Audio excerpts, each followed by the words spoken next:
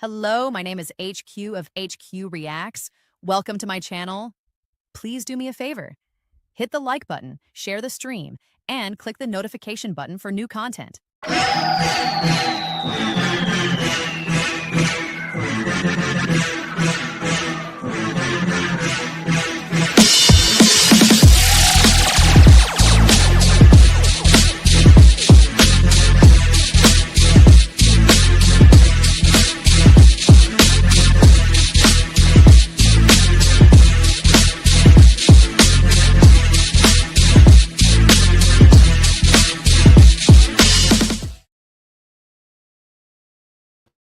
Well, hello. HQ is back. She is back. Right? Well, today is D-Day. Did people get their food stamps today? Did the food stamps get on the card today? Did we feed the poor? Did we feed the poor today? Or did we give tax cuts to the rich and we said, forget the poor? Or did we say, oh, I don't want them people spending my money. I want to know where my tax dollars go. Well, your tax dollars go to helping the poor. It's called FICA, F-I-C-A, on everybody's paycheck. You pay into the system because that's the way it is. It's a social contract. Is this social contract broken? Hello, Helen. Is this social contract broken? That's the whole point. Everybody seems to be wanting to debate about should people have food stamps or are those people playing games with food stamps? See, here's the thing. There are two types of people in this country. Two types of people that if you gave 100 people food stamps and two of those people were scamming the system, one set of the people in this country would want to get rid of all of the food stamps and let the 98 suffer because two people are scamming. And then we have another group, the other group, that says if two people are scamming, I don't want to take 98 people's food because two people are scamming. Is our social contract broken? We pay into this system. This is a part of our system. This is a part of what we are supposed to fund as a community, to belong to this community. We all have a social contract. And I got it. People struggle with social safety net programs, food stamps, unemployment, Medicaid, housing. There's a lot of other programs that people don't even know are social programs. Okay? And a lot of people have mixed emotional and political and cultural reasons as to why they don't want to support such programs. Now, number one, and this is the most important one, a lot of people think people don't want to be on food stamps or they don't deserve food stamps or whatever. Okay? A lot of people say they don't understand what these programs are for. Why do I have to pay for these programs? Why are these programs on my check? Most people assume if you get food stamps or you get any kind of SNAP or Section 8 or whatever, people assume that you're lazy or you're abusing the system. We see all of those jokers that be on TikTok and that Instagram, and we see all them people. See all them people coming on there talking crazy. I got $2,500 worth of food stamps, and then you running out before the end of the month. We understand all of that. We get all that. We see all those people. And let's be clear, it's not all black people. There's more white people on food stamps than there is black people.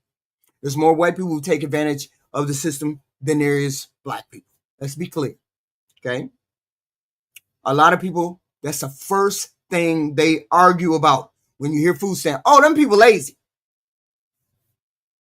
When in reality, the majority of families have children, old people, veterans, disabled people, and people who don't make enough money, who, no matter how hard they try, they can't make enough money. because of decades of this political bullshit that we got going on right now. Political bullshit that we have going on right now. People believe, they truly believe that people get food stamps in Section 8 are lazy. And that's not the case. Are the elderly lazy? Are the disabled lazy? Are the veterans lazy? See, you can't say people who are on food stamps are lazy. And who have children, people who have children, you say they're lazy? They have children. How are they lazy? Okay? It's because of this dirty political atmosphere that we are in that people consider welfare, help, dirty words. So seeing somebody who needs help and down on their luck is a failure, personal failure, instead of hard times being what it is out here, okay? Especially with this high rent. And everybody that is within the sound of my voice, you understand that the rent is high, food is high, you understand this. Job loss, medical costs, you understand all of that. So you're being disingenuous when you first put out there that a person is lazy because they are on food stamps or on Section 8 or anything else. Okay? That's disingenuous, and you should know better. A lot of people feel like you don't deserve it. You don't deserve it. What the hell are you doing? We as Americans are taught to work hard, to work hard and not ask for things. Work hard and don't struggle.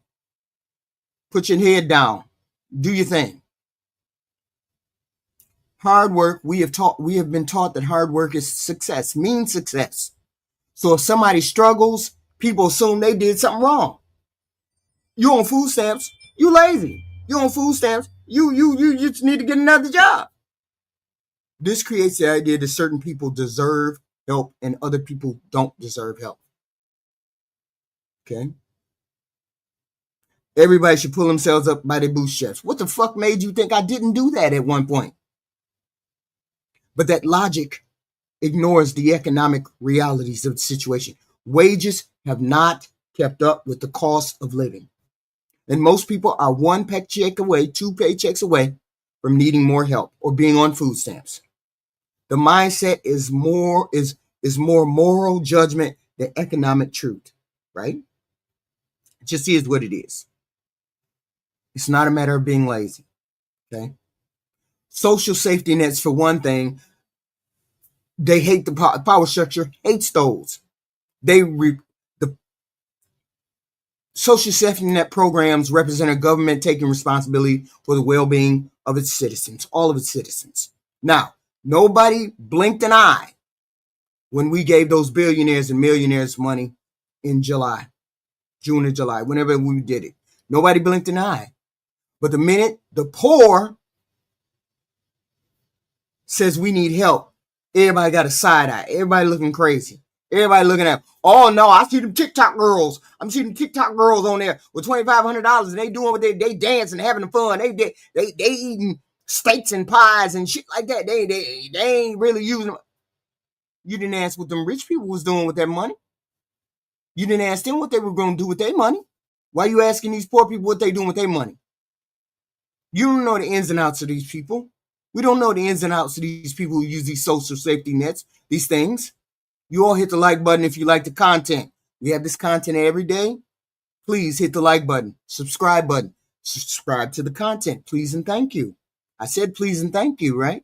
This is HQ. We going over this power structure about this food stamp thing. Okay?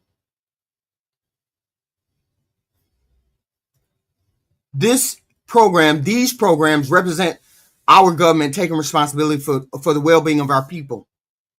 And we, as people of this country, we pay into that with FICA, F-I-C-A. It's on your check. Look on your check. This is the part of our social safety net. This is a part of the contract we make with this company, with this country, to stay in this country, to be a part of this country. If you're American, you pay into this system. And a lot of you guys I've seen lately, you have been arguing that people's well-being should be left to the individual churches and charities. Sometimes that's not enough. If these people don't get their food stamps, the churches, charities, All of these things are going to be overwhelmed, and they cannot bear the brunt of all of these people needing help. There's a long, long history of racial and class tension tied to these debates, because a lot of white people think it's all bum Keisha. It's all a poor black woman. Keep having babies. Close your legs. Stop having babies. Stop having babies. I've been hearing this for the past week.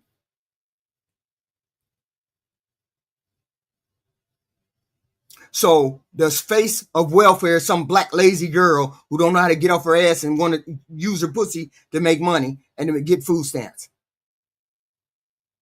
And politicians use this shit to score points, make compassion look like weakness or waste.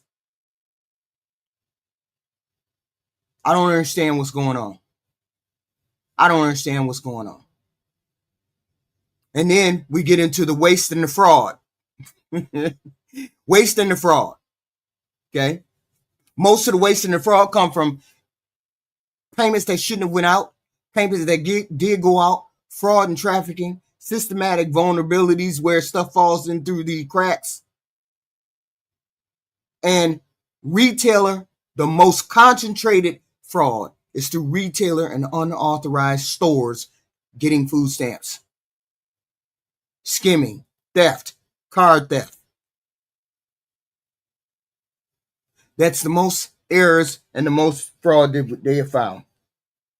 Not saying people don't get on here and say, and see, most people equate you having baby after baby after baby as fraud. No, she just having babies so she can get public aid. She just having babies so she can get Section 8. This is the mind frame of us. But nobody said nothing about giving those billionaires and millionaires they welfare. In July, in June. Nobody said nothing about them. Nobody said nothing about them. And this is where we at. Okay. This is where we at. We paid into the system. So when we need the system is there. Okay. And most people pay into the system, but that's a part of our social contract. That's a part of what we signed up for when we got into this relationship with this country, stayed here, raised here, worked here. Let me play. And this ongoing fight with the Republicans and the Democrats. Let me play you something. I'm going to explain this timeline to you, and then I beg you to share this information because it is proof that Republicans are lying over and over again. Please hit the like and share button. We are giving out content and information today. This is what we're doing. Please hit the like and subscribe and share button. Please and thank you. In January, Democrats went to Republicans and said, we want to negotiate health care for U.S. citizens and to extend the federal subsidies for the ACA. So then March rolls around and the Republicans say, well, we really need to pass this clean CR, so vote for it and then we'll negotiate. So Democrats, some of them, voted for it, believing that the Republicans would actually negotiate with them. Between March and July, the Republicans tell Democrats, sorry, we're too busy negotiating this big awful bill that we want to pass. And in that bill, they refuse to extend the subsidies for the ACA, and they take healthcare away from even more U.S. citizens. So now we have July and August, and Democrats are like, great, let's negotiate these ACA federal subsidies. But Mike Johnson shuts the House of Representatives down in August to avoid having a vote to release the Epstein files. And now it's October, and Mike Johnson is saying for a fourth time, just trust us. Really, this time we'll negotiate healthcare. Just vote for this CR. And then once again, Mike Johnson shuts the House of Representatives down because he doesn't want to seat the House of Representatives woman who just won her seat in Arizona because she would be the 218th vote to get us to vote to release the Epstein files. They are liars and they cannot be trusted. So here we are. We hear us poor people, the poor people are caught in the middle. The poor people who are in the safety net, caught in the safety net, need the safety net to provide. Okay? Need their safety net to provide. Herb Gillespie, don't come over here with that bullshit. Don't come over here with that bullshit. If you're a zombie, you need to go to a zombie channel. This is a channel that states facts. This ain't a channel with any kind of opinion like that. Don't come over with the bullshit. I didn't start with you. Don't you start with me. So this is where we at. Okay. This is where we are at, with the government putting the most vulnerable of us in the middle of their bullshit. So now we have people starving today. Today is November 1st. We have people starving today because they can't get to food. They don't have access to food. They're saying people can just go wherever, figure out whatever. I'm saying we as human beings made contracts, social contracts with these people, with all of us. So therefore, the money should be released. My understanding is there was a fund put together just specifically to be released for the food stamps. Donald Trump apparently didn't know that someone had put a hold on the food stamps. Donald Trump didn't know that. He was in China. So I'm not going to blame Donald Trump for this. I'm blaming the Republicans that were there. The Republicans put a hold on the food stamps. It wasn't Donald Trump. It was the Republicans. Okay? Because they can negotiate a bill. They just didn't have to pull poor people into the middle of it. But they did. And it's always the poor person's fault. Nobody had any kind of pushback when they were trying to give the rich people money. Nobody had any pushback. If you had pushback for it, then I don't have anything to say. But if you didn't have pushback for it, don't talk to me about I don't want to pay. I don't want to help no poor people. I don't want no poor people to take my money. I don't want to hear it. Okay? Because that's not how it goes. You don't get to give rich people all of our money and then turn around and get upset when we want to give the poor people the money. No. This is wild. Let's go. Let me show you another clip. So I am not liberal, conservative, Republican, Democrat, right, left, red, blue. I don't believe in labels. I don't believe in limiting myself to one way of thinking. I saw something today that was incredibly disturbing. And if no matter what side you're on, if it doesn't disturb you, then you're just a sociopath. ICE took down a Latin kid, 18 years old, documented U.S. citizen. He said, I have rights. They said, you have no rights. And then they said something along the lines of, you guys are fighting back a lot now. We should probably shoot you. So you want to take down a brown person because they may have a traffic violation or no record at all. But in North Hollywood, where I spent a lot of time, the Armenian and Russian mob and gangs, 1 week, killed 4 people. And many of these Armenians and Russians are undocumented. ICE is nowhere to be found.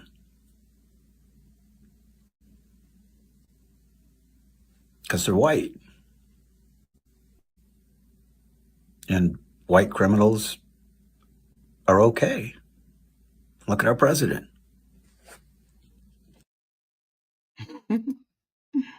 Some people just be saying all kinds of wild stuff, right? Some kinds of wild stuff. And that's just a tidbit of the wildness that's going on in this world right now in this country.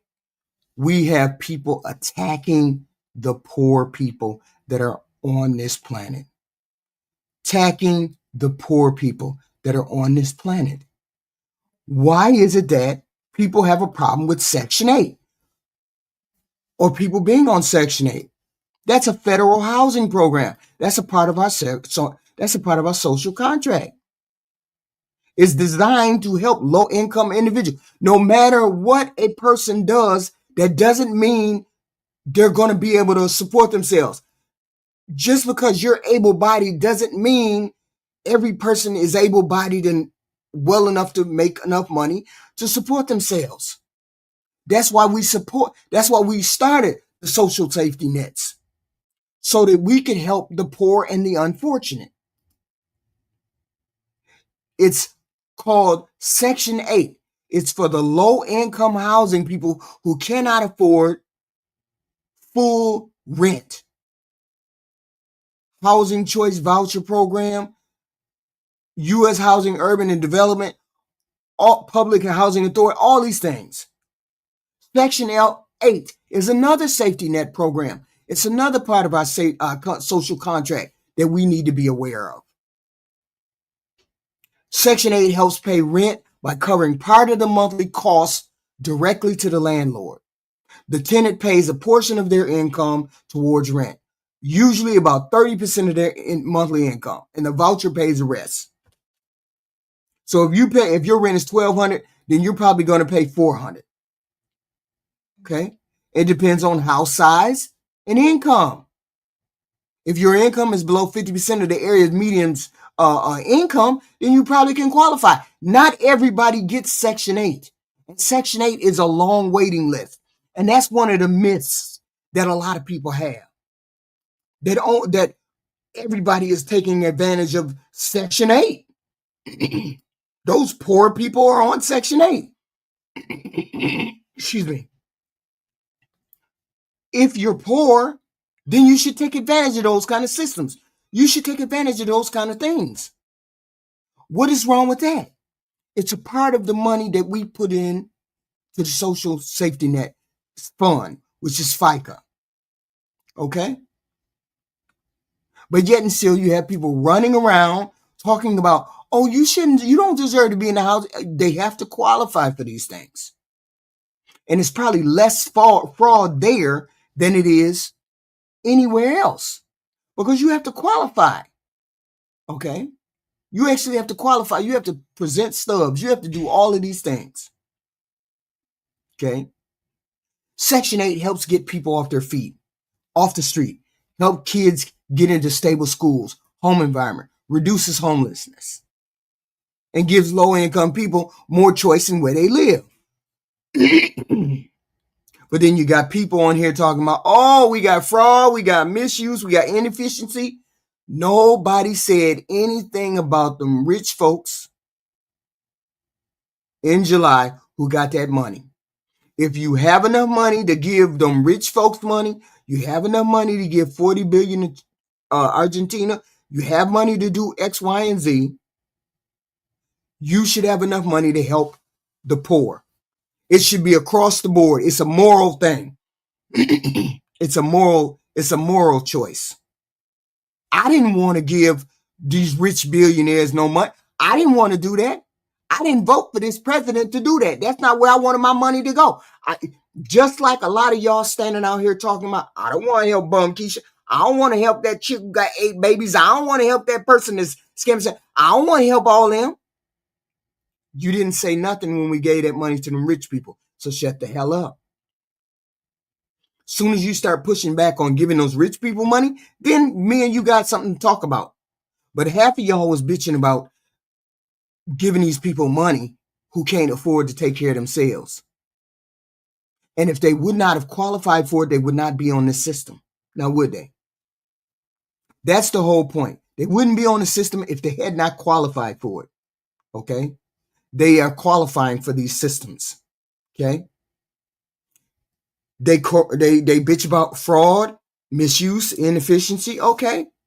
Data shows that most of these people are elderly and disabled that get into Section 8 because they prioritize those people. So if it's mostly elderly and handicapped and veterans that are in Section 8, why are we pushing back on these things? You don't know who, what, when, where, or why that gets Social Security, that gets Section 8. We never know. But we damn sure know what the billionaires and millionaires do. They don't pay anything to us. I don't see why there's a lot of y'all who voted for Donald Trump. If you voted for Donald Trump, you voted to give the rich people money. Okay? Shut the fuck up and give these poor people their money. Give them their food stamps without any kind of pushback, because there was no pushback on the rich side. There shouldn't be no pushback on the poor side. We have a social contract with every person in this country. We give out this money in FICA. So if we give out this money in FICA, we should have a problem giving it out to the poor people. Okay? And I'm saying you guys have a social contract with these people. Make sure you live up to your social contract. You live up to it. Don't bitch about it. Live up to it. Okay? This is what we have to do. And people say, well, what kind of fraud do these people got? They got a bunch of fraud. That's a good question. It's a good question. Yes, there can be people who are also living in the house when it comes to fraud, when it comes to Section 8. There's other people who could be living in the house. There's all kinds of things. But, I'm on one, and I'm just, it's one of those days. One of those days where everything is a bad thing. Everything is a bad thing.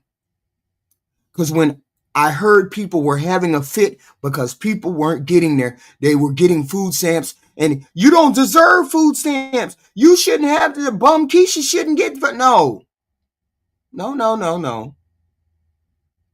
We didn't see anything about this. We didn't see anything about that when we were giving money to the rich. Okay? Just buckle down, be quiet, and then make sure these people feed themselves. Okay? Most people need to feed themselves. It's a basic human need that people need. It just is what it is. Okay? And the Republicans can release this money. They can release the funds. They can release the food stamps. They can do and they can open up the government without the help of the Democrats. They just don't want to.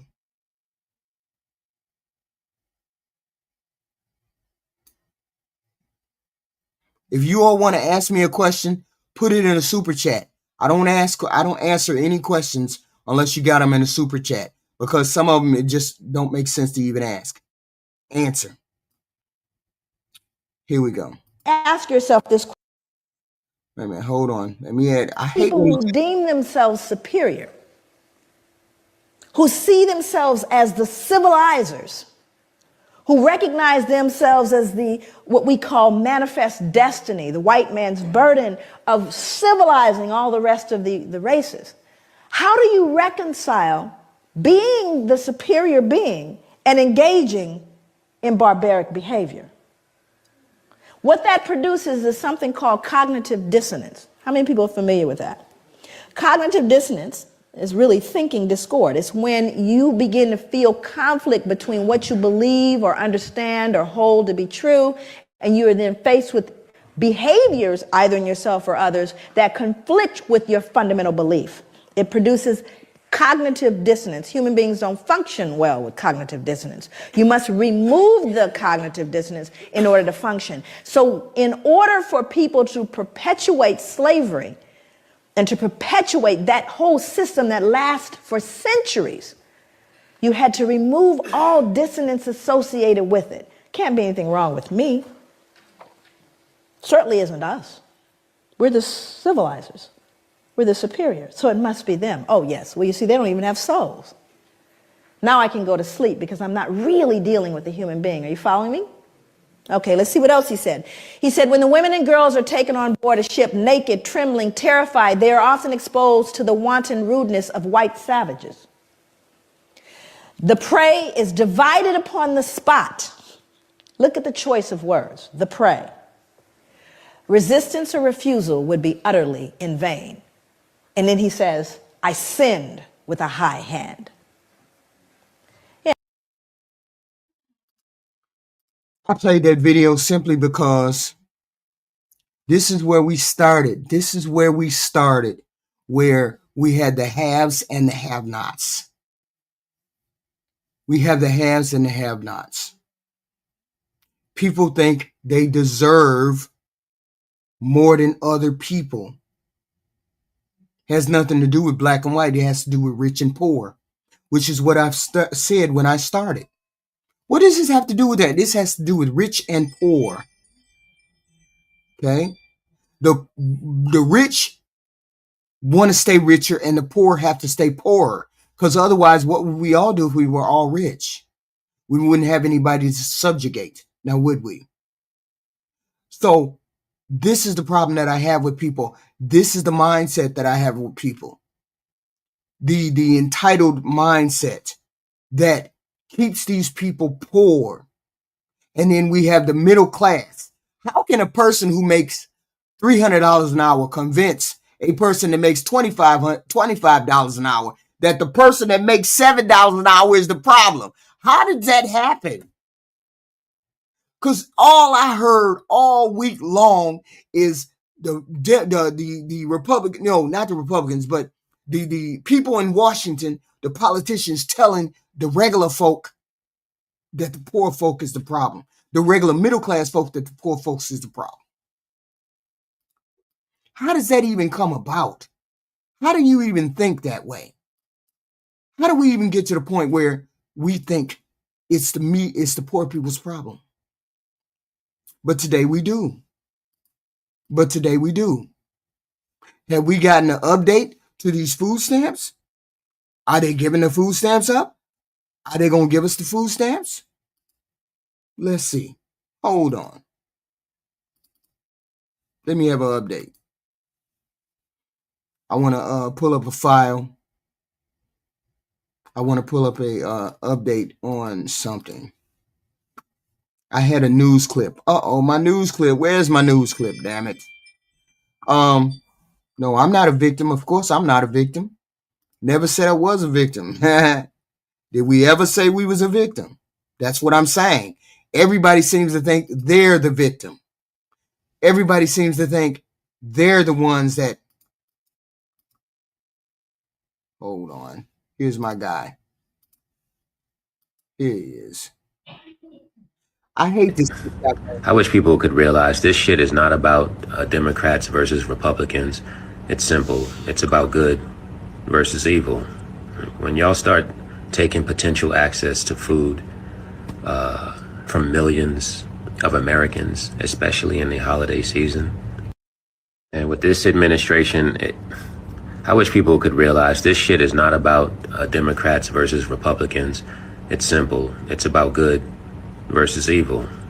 When y'all start taking potential access to food from millions of Americans, especially in the holiday season, minimizing a family's ability to feed themselves or their children or people that are near and dear to them, you're doing that shit because once you put people in the position where their essential needs are taken, you create desperation. And when you have desperation, or people going into survival mode, it just gives you more ammunition for civil unrest, which leads to what you always wanted, and that's martial law. And with this administration,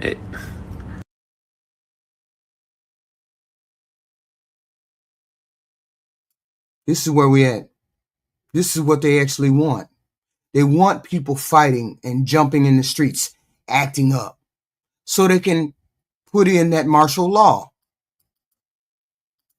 We've all seen it. We've all been watching it, right? We've all been watching it. We've all been sitting here waking. Okay? He's talking about the fact that regular, ordinary human beings are having a hissy fit over giving people food stamps. I don't want them feeding off me. I don't want them scammers getting my money. I want to see where my money go. They shouldn't be eating no free food. That's what we're talking about. So are Republicans, Solar Flame. If you don't understand that, you're a zombie. So if you don't understand that is the problem, people think the majority of the people that are on food stamps are scamming for food stamps. That's what most people think. This is what this man is saying. What kind of human beings complain about giving up free shit and it don't even affect you at all? Okay. Put it in the super chat, Solar Flame. I don't answer to that stuff, and nobody else will. That's the problem. We have people that make $30,000 an hour telling the people who make $25 an hour that the people who make $7 an hour is the problem. That's wild to me. And all week long, that's all you heard people say. I don't want them people taking my money. I don't want them people living off me. I want to know where my money is going. Fuck your money. You pay into the system because you have a social contract. Anybody want to talk to me, the phone number is open. If you wanted something to say, the phones is open. Don't sit there and say no shit like that. Don't say dumb shit. Call on the phone. Then we can have a discussion. Okay? Otherwise, you're just spitting in the wind, zombie. You're just spitting in the wind. So the whole point is they have convinced everybody, oh my God, they're poor, they're doing fraud and waste. Even though fraud and waste is the smallest it's ever been when it comes to food stamps. And most of the fraud comes from the people who take the food stamps. Okay? The people who take the food stamps. The man who you give your food stamp card to, once it goes into his system, he's the one who cheats people. You're not scamming because you get it. The scamming happens once it's been at the point of sale and after the point of sale, right? That's when the fraud mostly happens. That's what Doge found anyway. I don't know what Doge found. I really don't trust what Doge did, but hey, it was some people who trusted it. And the whole point is a lot of people trust the rich people more than the poor people. They trust the rich are going to do the right thing, and then the poor people aren't going to do the right thing. And even though it's a lot of poor people who are just wanting food stamps. So my whole thing is we didn't have any problem. Most of you zombies didn't have no problem giving rich people money in July. You didn't have no problem with that. So you need to be quiet and give the poor people their food stamps and be done. It just is what it is. The phone lines are open for anybody who want to call, anybody who has a thought about the food stamps, anybody has a thought about why, when, and how, and why they don't want their money. Okay? Most people are afraid to call because they have nothing to say.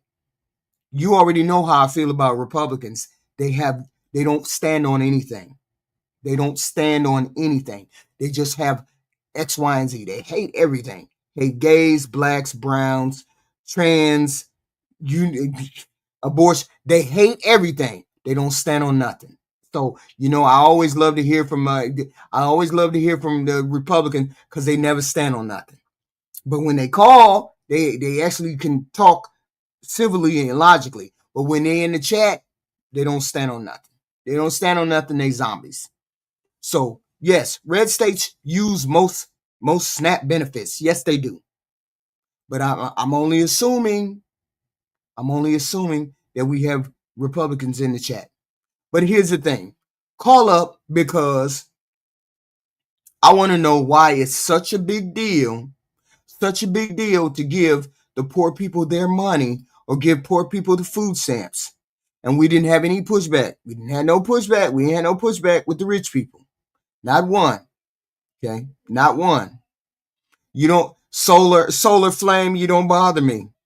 You don't want to call on the phone. So what you say doesn't matter. You're a zombie talking. So we don't listen to zombies over here.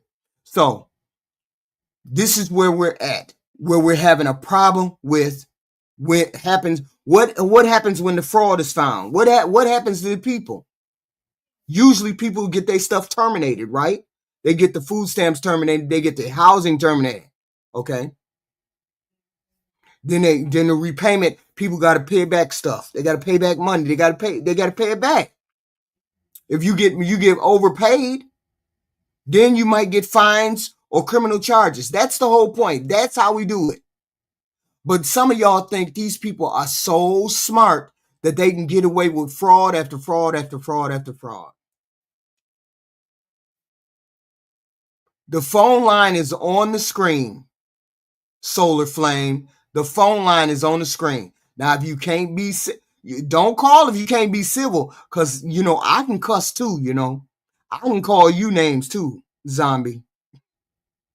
So America's net worth is $138 trillion. The 1% now control 50 trillion. Wow. Was somebody calling me? Scared to answer questions? No, just put it in super chat. Put it in super chat, Solar. Since you got 1,000 questions, put it in super chat. Because I don't have time to answer all your questions because most of them are nonsensical. So when we have fraud, termination, repayment, criminal fines, permanent bans from some of these things. So there are effective means in place in order to catch these people who scam the system. Okay. And the thing is, people wonder, well, how you working and you get food stamps? How you working and you get sex? How you all these things? There's poverty guidelines. Do people know poverty guidelines? Okay. Do you understand poverty guidelines in which people hit the poverty? If they hit certain guidelines, certain amounts, then they get X, Y, and Z. Okay. Wait a minute. Let me put this on the screen because some people don't know about the poverty guidelines too. Right? Let me share the screen. Here we go. Here's the poverty guidelines. Let's add it to the screen. Okay, let me see if I can make it. I gotta learn how to make this bigger. I gotta learn how to do this. Okay. Make it so it's bigger on the screen. But anyway, here's the number. Here are numbers. Okay. Here's some of the numbers. One person. Okay. One person at the poverty line is $15,000. 22,000 is 150, 200. So I guess it goes up to a certain amount. Depending on how many people you have in your family, you can hit the poverty line pretty quickly. Okay, if it's 4 people, it's a mother, dad, and 2 kids. If they don't make no more than 60,000, because that could be true. It could be 2 people working at Walmart, 2 people working at Waffle House or Amazon or whatever. It could be 2 people making enough money where they only make $60,000. And so they qualify for the food stamps. That's not a matter of what is it? It's fraud. Because I saw a person on TikTok the other day and people were upset because this person said they got fraud they had a panel and people were upset because these people got food stamps. And I was like, how you gonna get mad at somebody if they got food stamps if they qualify for the food stamps? Okay. How? You don't make enough money to get regular you don't make enough money to get regular food. You need supplemental help. Okay? And there's nothing wrong with needing supplemental help. The whole point is not to lose your mind when a person needs that help. Because we didn't have any problem. We didn't have any problem giving the rich people money. So we shouldn't have a problem paying out the money that we do for the people who need help. Okay? For the people who need help. And that's all I'm saying. I'm saying we as a person, this is the poverty. The 2025 federal poverty guidelines right here. 48 states and DC. Okay? The poverty guideline from 1 person all the way down to 8 people. So that's how we can look at a family of 4 and know they're making X, Y, and Z and know that they can get hold on.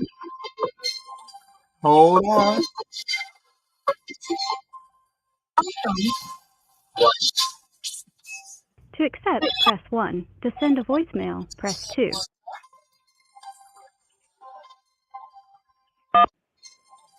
Hey, Black.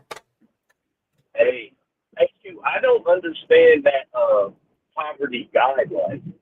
I don't understand the chart where it says 150% poverty and 200% poverty. Well, what it's saying is when people fall into when basically if you're one person and you make less than 30, you make less than that 30. The first line is 15. 15,000, 22, and then 30. So if you're one person and you make under 30,000, then you get, it determines how much food stamps you get beneath that. Okay, and this guideline is just not food stamps. This guideline is other social safety net programs. So that's why they have 3 lines. Oh, okay, so the 200% means one person, 200%. That means you get 200. I see. That's what I don't understand. You see what I mean? Because 100% of the poverty guideline is 15,000. I understand that. Right. 100% you are at poverty at 15,000. Right. Then if you move that person up to 30,000, you're at 200% poverty. Like I don't understand that part. So it's a measure. It's a measuring stick. If you're close to it, like say at 150 or 200%, you're considered low income, not technically poor, but you're still struggling. Just for example, let's say you have a 200, you have a 2-people household, and the poverty line. The poverty line. What is the poverty line for 2 people? Wait a minute. Let me see. It looked like 22,000 when I seen it. So wait a minute. For 2 people, the poverty line is 20,000, 4,400. 20,000, 4,400. Okay, just for example, 20,000, 4,400. That means if together you two make less than that, you're below the poverty line. Okay, if you make around that 30,660, which is 150%, you're still considered low income. That's the kind of income that qualifies for help, like food stamps, healthcare, housing. It just depends on the program. Okay, so if a family of 4, the poverty line jumps to 31,000. Feeding a house of 4 costs more than a house of 2. So, this is how you have to get. You have to look at it. When we reach this amount, we're still at 150% of poverty. See, certain agencies say if you reach 150% of poverty, we'll help you. Another agency may say if you're at 200%, you reach 200%, we'll help you. See, it depends on the agency and what their criteria is. Okay, I'm not even gonna lie. I still don't understand. Right? I'm not even gonna lie. But no, what I'm saying. Okay, just for example, well, if you I'm assuming, just for example, you got the 100% poverty, 150% poverty, and 200% poverty. Different agencies use one of those 3 criteria to give you services. So for example, housing may say, or Section 8 may say, you have to be at 150% in order for us to help you. But if this is the problem I have. Right. So let's say you got the person that's 100% poverty, and you have the person that's 0% poverty. Like, I don't understand how even though the money amount goes up, how the poverty level increases. You see what I mean? The percentage. I just never seen a percentage worked up like that. That's all I'm saying. It would usually go down. It would usually go down as the percentage as your income comes up. It gets better. When it says $30,000, right? Wait a minute. And then it says 200% poverty. Wait a minute. I skipped I flew past it. Okay, so I'm assuming the 200% poverty is better. I'm assuming that the 200% poverty is for one person. One person is if you it's fall out of the guideline, double. You fall out of that 30,000. If you fall out of it, that would mean that you're not in. You're at the max That's the max money you can make and still be considered poor. Okay. So that's the max money you can make and still be considered poor service. Yes, that's it. Okay. Okay. I get it now. I get it now. I just don't like the way they do it. But I understand. I just don't like the way they do the right. So you look at a person and you look at all the income they got. If that income falls below one person, if that income falls below 30,000, you can document they make less than 30,000. Then that's considered the poor. Right. Right.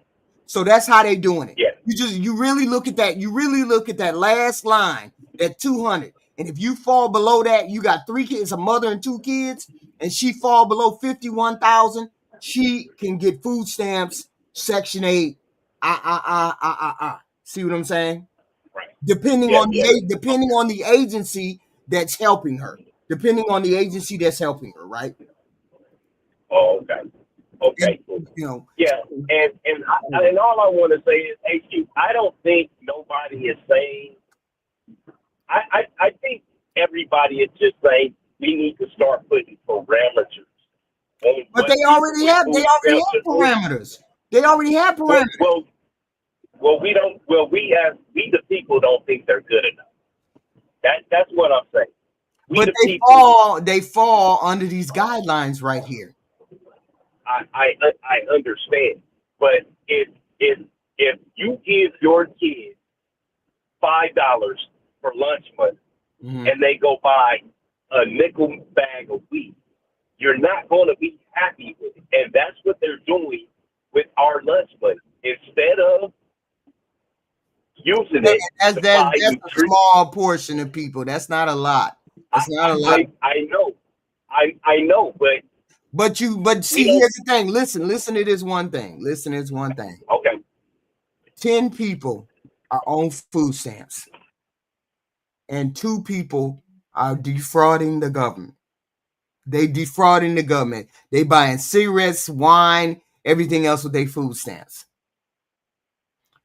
Most people, no, a small portion of people are saying, let's cut them all off food stamps because 2 of them are defrauding. Let's cut them all off. This is what I'm saying to you. I'm saying just because you found 2 people that defraud the government doesn't mean you cut them all off of food stamps. Find those 2 people. And I understand. Cut it out. I understand that, but as a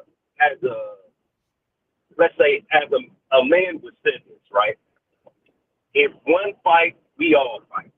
If one of the kids get in trouble, depending on what the occurrence was, we all get in trouble. So it's just going to be, hey, sometimes you got to break a few eggs to make scrambled eggs.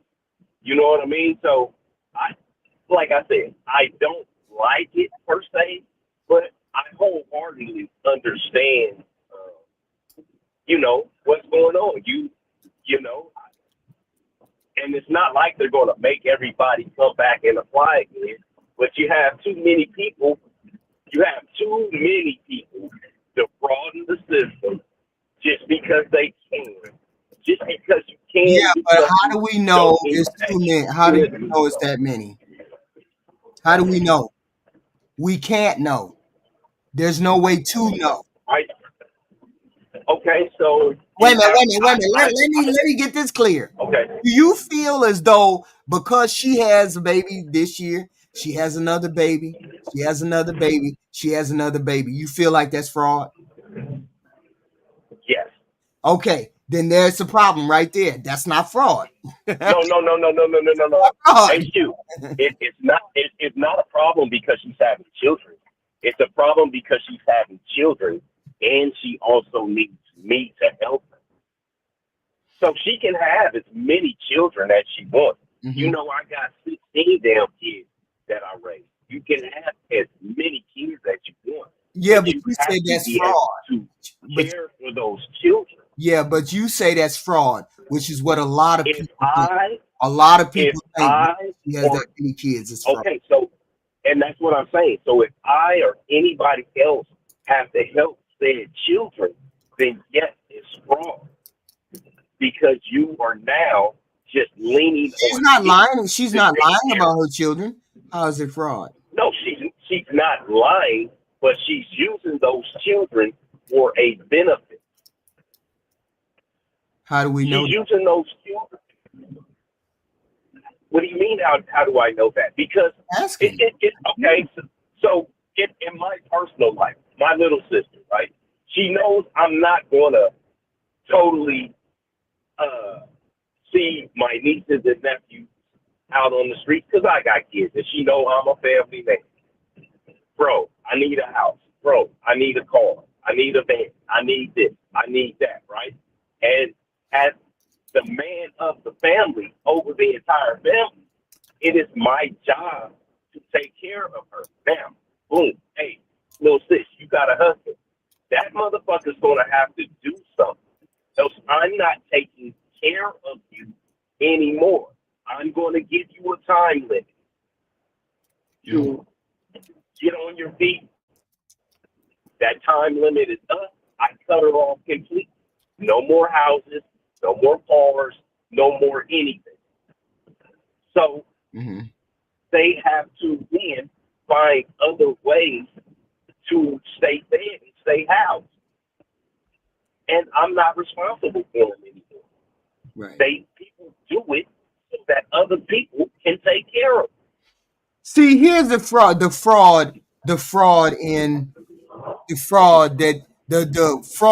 the technical definition of fraud.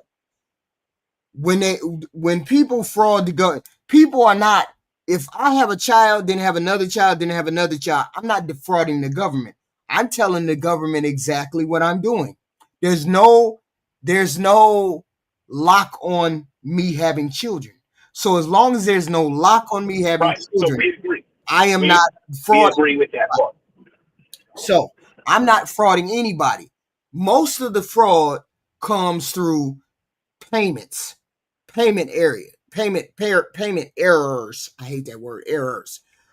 When more food stamp is paid out than it's supposed to be paid out. That's the bulk of fraud. When too much is paid out. Okay. Right. So then you need to then cut the person off, right? Yeah, but you wouldn't cut the people off. Yeah. No, you would make them pay it back.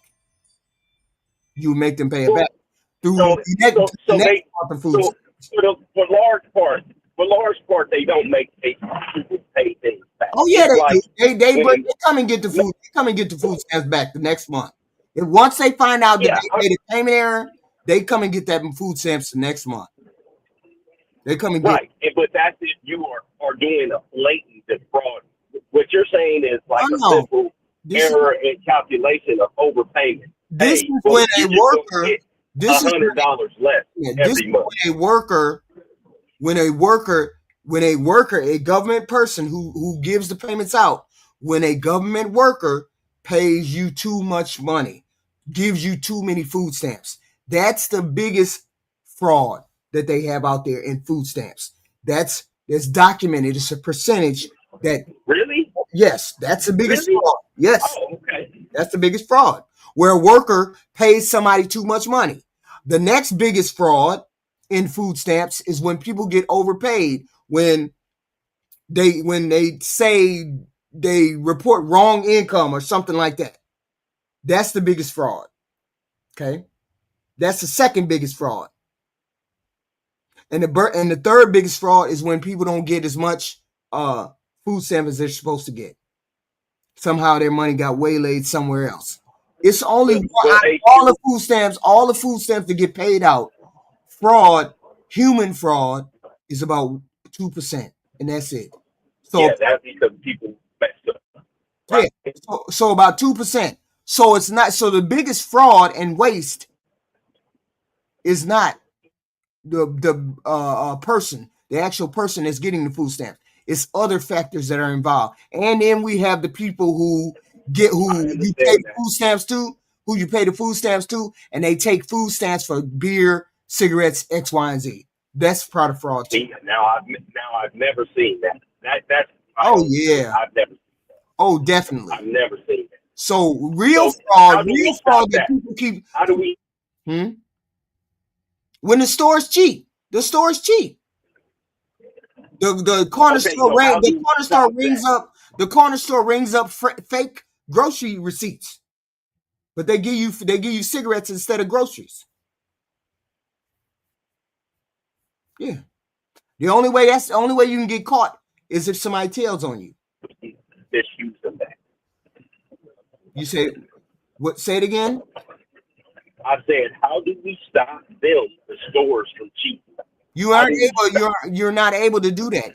The only way they can get caught is if somebody tells. That's the only way you can get caught is if somebody tells. Or they have an agent come there and check and look closely at the receipts. Look closely at the receipts and then looks at your outgoing and ingoing product and whatnot. I mean, you would have to do a deep dive. Okay. So those are how people get caught. But the fraud that most people are talking about on here, a lot of people are talking about fraud on here. That's a very small percentage of fraud because they're not the one. The person who that would be so awesome to put them. That would be so awesome to put them corner stores out of business that are in our communities. That the people don't even belong to our communities. It said it's about 14%. Yeah, I mean, but that would be awesome because we live in communities where none of the people that look like us own the corner stores, HQ. I don't remember. Only time I remember a black person owning the store, I was a juvenile, and it was in the 70s and early 80s. Right. Like since I've been grown, I've never seen a black neighborhood with a black person that owns the store. Even here in Vegas, right? Like we have our corner stores. Mm-hmm. They're all owned by other people. They're none of them owned by black people. Okay. That are in our neighborhood. So now you know where. So now you know where the major fraud occurs at. The major fraud occurs in the neighborhood stores, in the corner store, the pocket stores, those kind of stores. It happens all the time. It's a big portion of fraud. Okay, it's the biggest portion. Yeah. It's the biggest portion of fraud that happens in food stamp. But that's not her. Okay. That's not Bum Keisha reporting her having more kids or anything else. It's the retailers. No, we're not saying more kids. It's just like we were saying the other day. The only thing you should be able to use your food stamps is at a grocery store, and it be for beans, rice, vegetables, fish, and chicken. That's it. I don't eat vegetables. I'm on food stamps. I'm on food stamps, and I don't eat fish and chicken. Well, are you saying you don't eat meat? No, I'm saying I don't eat meat. So I don't eat meat. So I eat other things. So right. So you don't have to worry. Yes, but we can't tell people. We can't tell people what they eat. You can't tell people what they eat. No, we can't. But HQ, if I'm helping you, no, you're not helping me. You're part of your contract. Part of your contract is to give up your funds. Part of your contract is I don't believe in this social contract, HQ. I'm sorry, you're a part of it. Whether you believe it or not, unless you want to buy a part of it or not, you're a part of it. You can't get out of it. I don't think that anybody believes in a social contract, HQ. This is what we have. We have the social. You think so? What you believe is a social contract? Yes, we all have a social contract with this country, with our fellow Americans. Yes. We all have a contract to take care of people that we don't even know 100% need to be taken care of. Mm-hmm. Yes. HQ, I'm sorry. It's not a written document you can point to. Okay, so then why are you saying it? It's an understanding. It's an unspoken agreement that between the people and their government about the rights and the responsibilities and the trust that we have in our government. Social contract. We all have such thing. We all have There's it. no such thing, HQ. Yes, absolutely we have it. People agree to give up some freedoms. You agree to give up some freedoms in exchange for safety, stability, and protection from the government. Say I'm lying.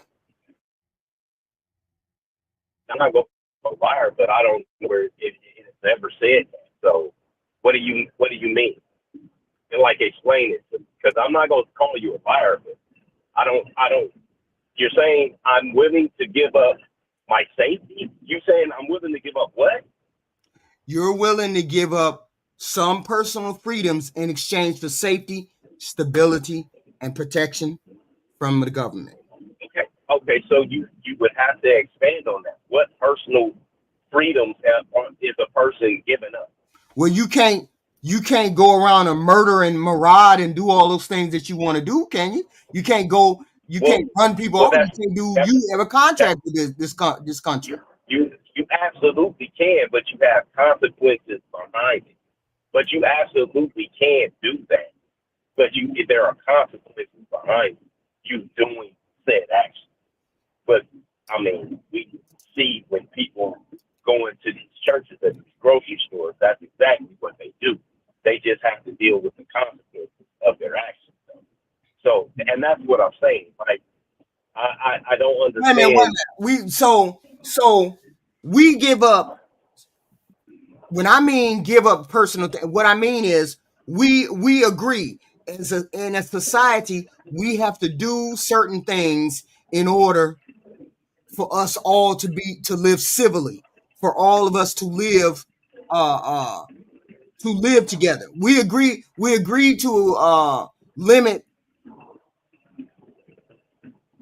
what we just absolutely want to do in our wildest imaginations, so that everybody can live together in peace and harmony. We agree to give those things up. Without a social contract, you could do anything you wanted to do. Of course, you could do anything. Take whatever you wanted. So you're talking about. Take whatever you wanted to take. Go wherever you wanted to go. You're talking about killing other and hurting other people. Like that's just okay. You can absolutely do that, but you're going to have consequences. Yes. Why do you think the consequences are going to jail? Because you have a social contract with everybody else that you won't steal food, you won't attack another person, you're gonna pay social contract. Yes, it is. Yes, it is. That's what it is.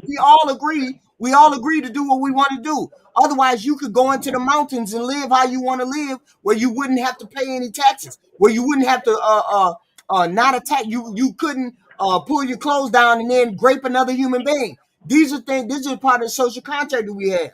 You don't go and steal food, even if you're hungry.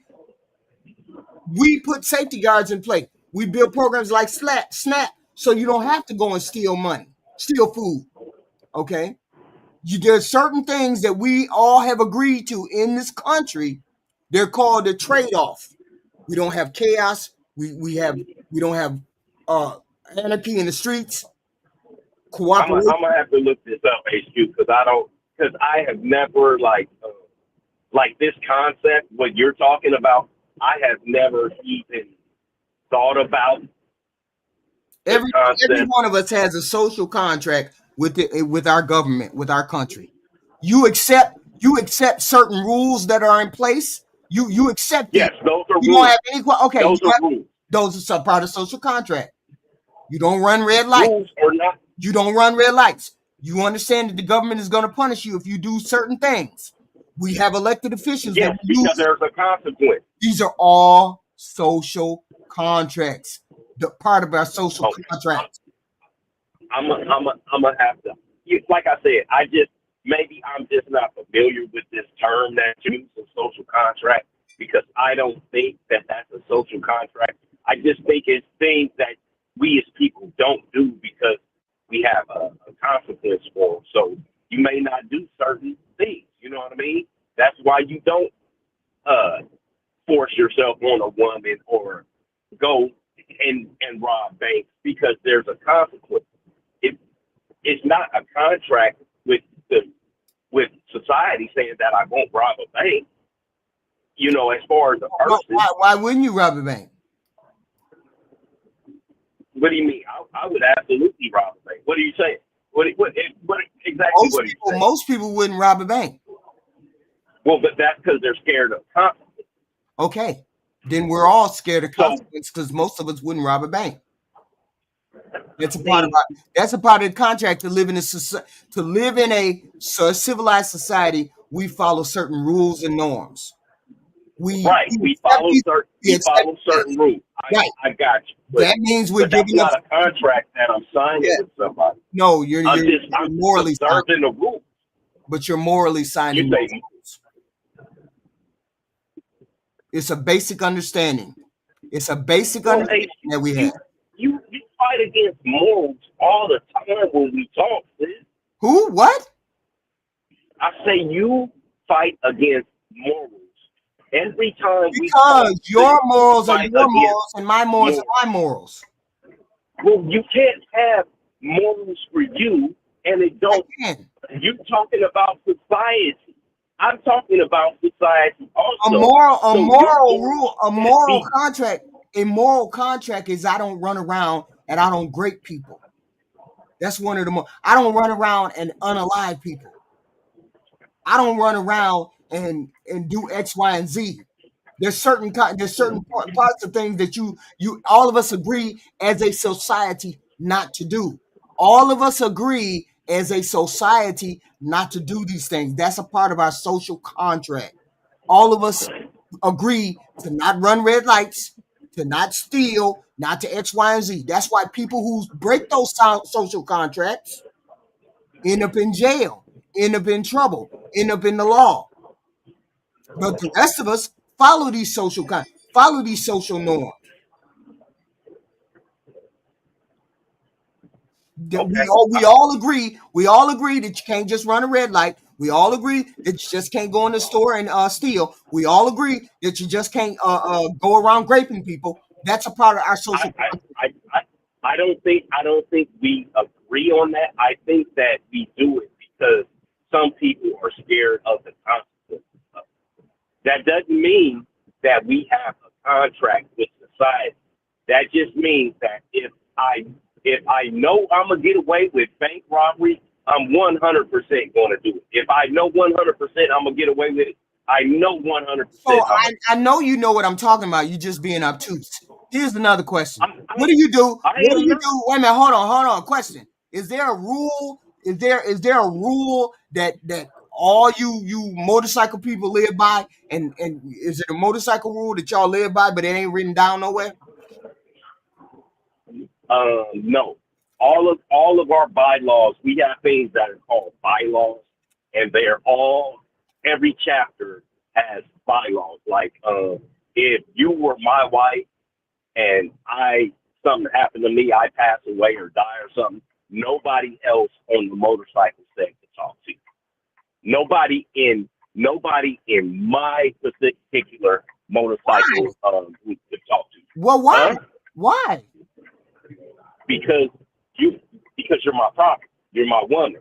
Just like I'm your property, I'm your man. You said that wasn't written down. It is written down. It's written down in our bylaw. Okay, it's written down in your bylaw. Okay, I said something that's not written down that you do.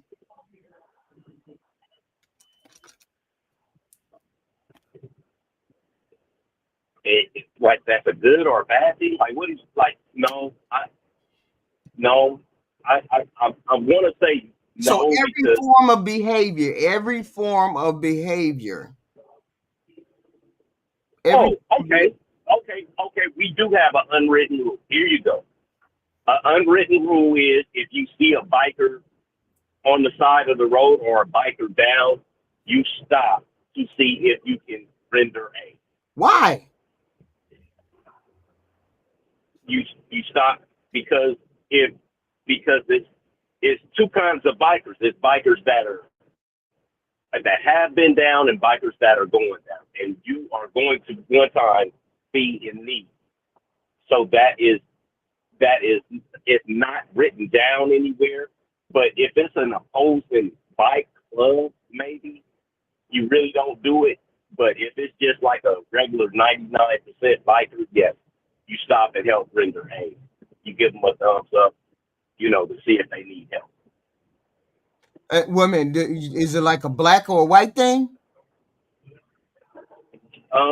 Well, yeah, there's three sides to the bike set. It's blacks, it's whites, and then it's Mexicans. And then you have your mixed groups, like mixed breeds and stuff like that, groups. But for as far as bike clubs, yes. So I'm saying it's the unspoken rule, but most of you guys follow that rule, right? No. Y'all follow Not that rule, most of y'all necessarily. don't. I mean, no, not everybody doesn't follow.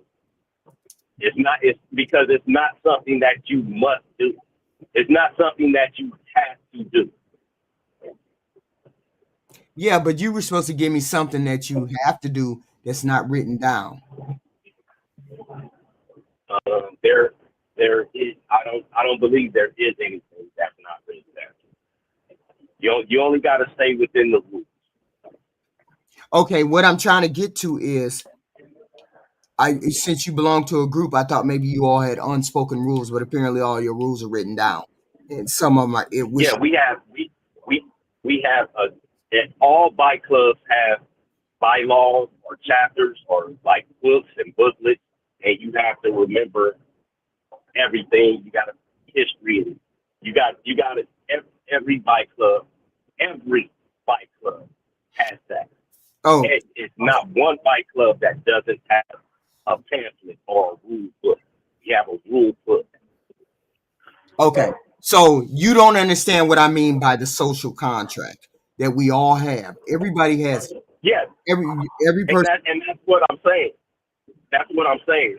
I just, it's like, okay, so when I got in trouble, the police officer said it's a unwritten rule that anybody going 1 mile an hour over the speed limit, we pull them over and search their car. And when everything came down to shove, the judge told them there isn't any such a rule because it's not a written rule. And that's a true story. Hold on. Hello? Call from Jerry. To accept, press 1. To send a voicemail, press 2. Hold on, Jay. Was it Jay? Who is this? This Black America? Yeah, that's me. Did you want me to hang up? You No, had somebody else calling? I was trying to get the person so they could answer. But yeah, go in the chat and then we'll talk about it some more. All right, cool. Thank you. Call from Jerry. Hello, Jay. Yes. Yes. Hello. How can I help? Hey, it's you. Hey, How you doing? Hi. Man, I don't know why. I'm gonna pick on you. I don't know why you constantly try to educate people and everything like that. It's amazing. They don't want to know. They don't even want to understand. Mm-hmm. The thing about the social contract is this. Mm-hmm. The U.S. Constitution is a social contract. Right. The bike club that he belongs to, the bylaws are a social contract. Mm-hmm. Sometimes I think we should actually look up things before we start to speak on the things we don't know. Mm-hmm. I just put this in Google. It says the U.S. Constitution is a U.S. Constitution embodiment of the social contract, a political philosophy where people agree to a form of government in exchange for protection of their rights. Mm-hmm. Yes. And it's we the people, purpose of rights, tactics, explicit consent. Mm-hmm. And that's the thing about it is, and one of the things that I used to hear all the time is that you should actually know what you're talking about before you start speaking on things. But I don't blame them. Did you know that they took out civics out of the curriculum 20 years ago? Yes, I know. In our schools? I know. Mm-hmm. Mm-hmm. And see, what people don't understand is that they're doing this on purpose. And then have you seen the adventures of these AI, these videos, and how realistic they are? Right. Yeah. It's scary. See, it's very scary. In the end, remember what it says in the Bible is that in the end, it's going to be so much information. And if you don't take time to do your research, then you're going to be lost in the sauce. And the thing about it is, right now, I don't even trust the information. Some of the information that's on these Googles and all the rest of that, because they're dumbing people down on purpose. Mm-hmm. Mm-hmm. On purpose. So what do you think about? So what do you think about the fact that we have a contract, we have a social contract, we have unwritten rules, and maybe there's written rules, of course.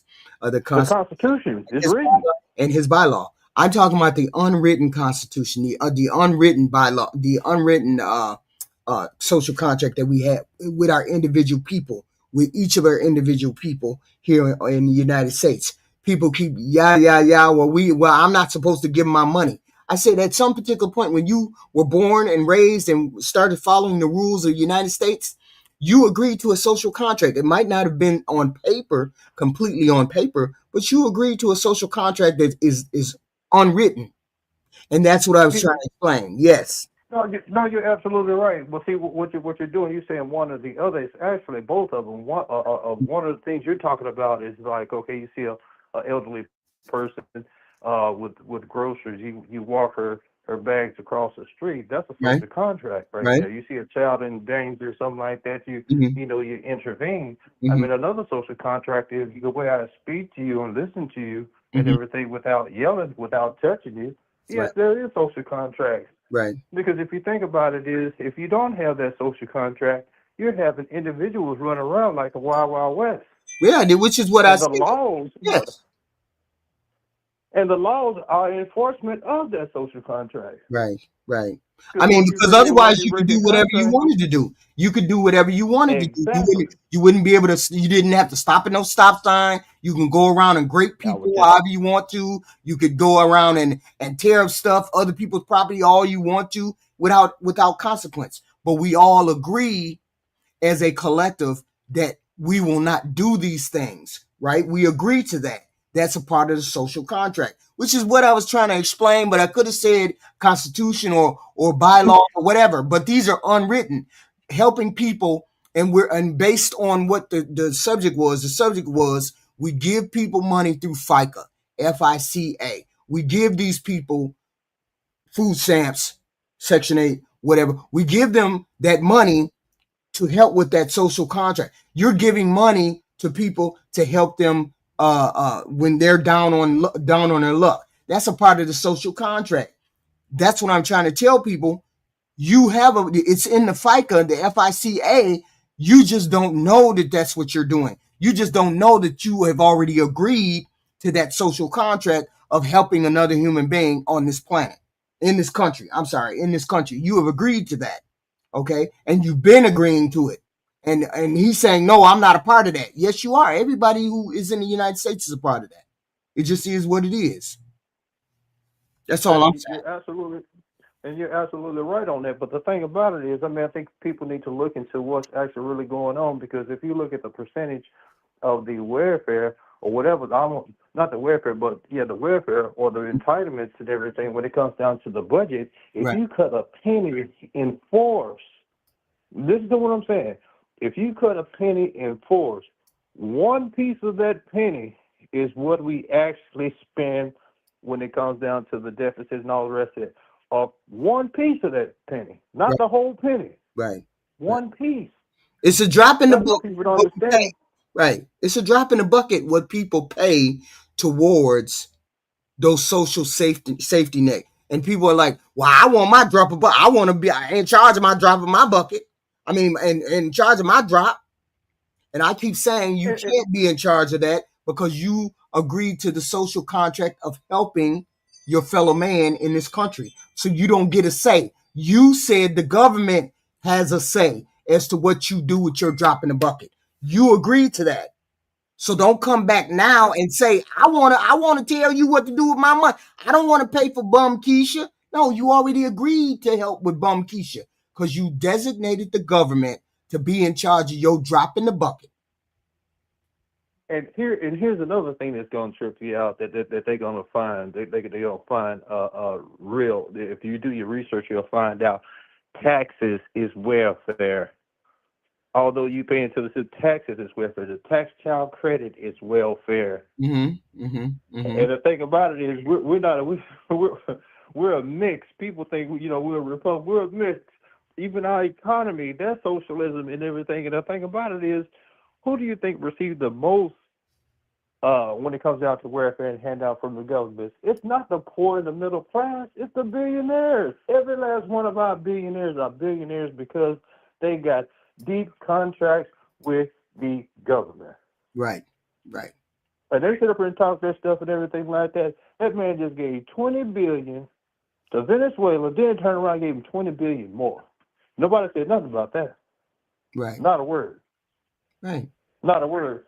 And then you got this contract with Argentina for beef to put them out of business. And what they're not talking about as well, J.D. Vance is with that Peter Thiel guy, and they buying up all the farmland. Right. And here's the thing that people don't understand. See, here it is. You try to be nice and everything. Some of us forgotten where we come from.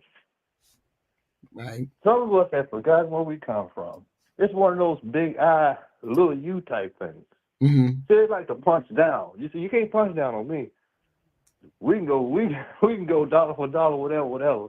You can't punch down on me. And that's the thing about it, is we've forgotten where we come from. And what they don't realize is, have you seen the amount of jobs that people are losing? And these are not low-paying jobs. Right. These jobs are 150,000, 200,000 people. Right. Home Depot finna close. Yes. Home Depot about to close a plant down in Tennessee. They just announced that today. And see what people are actually thinking and what they're not understanding, when this AI come in, it's already here.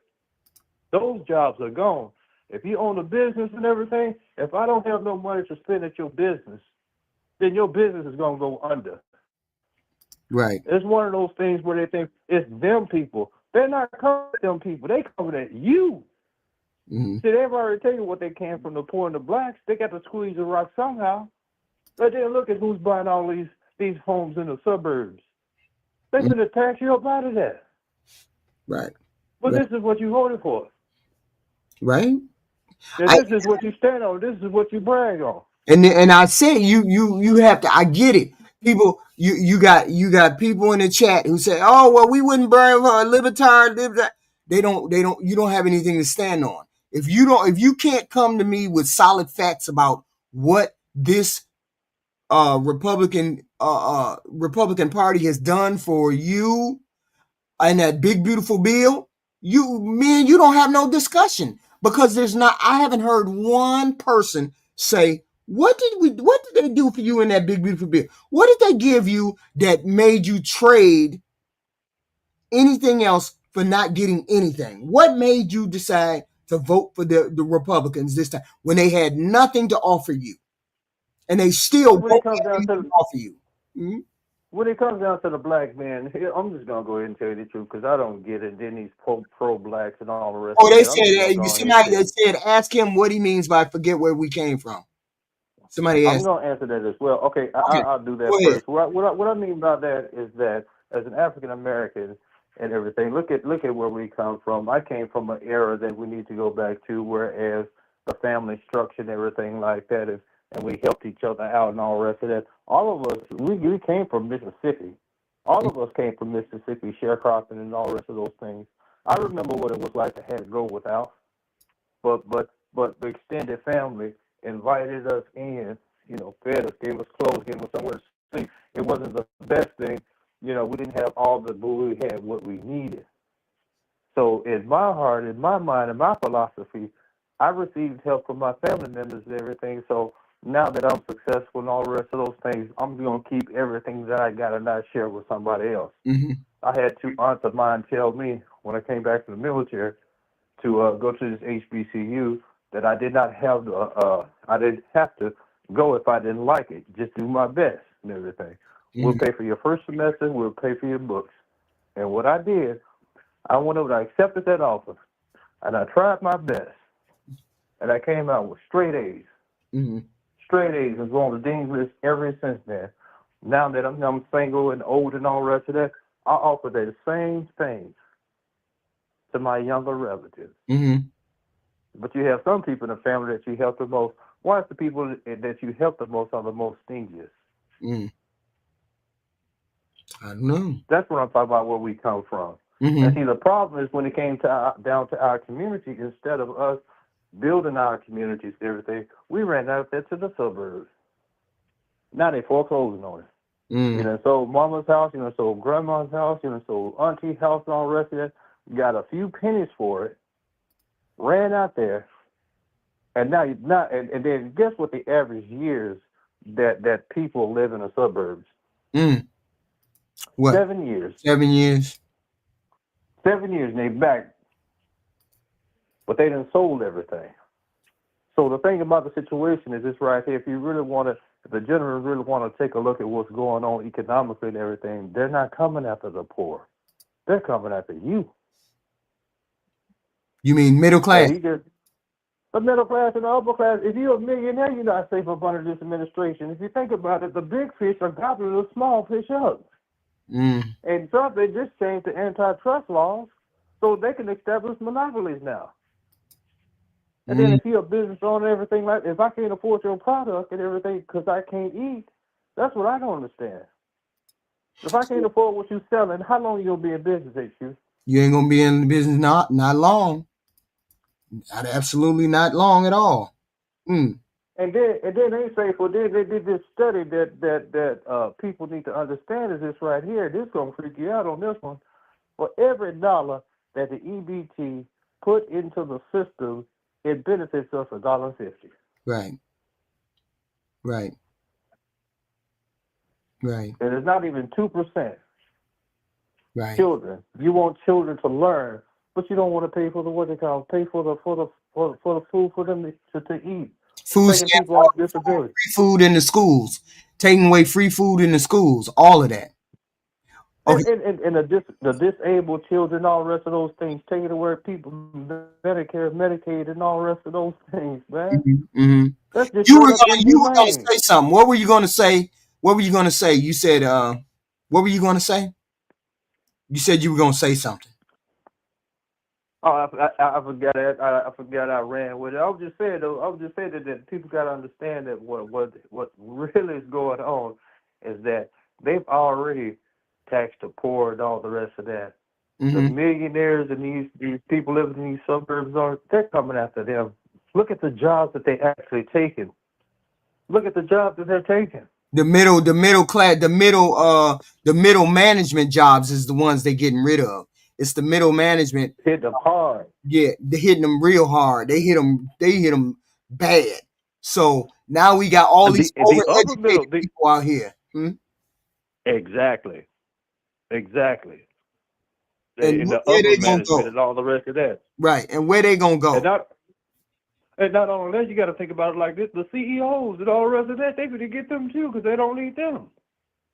They get them too.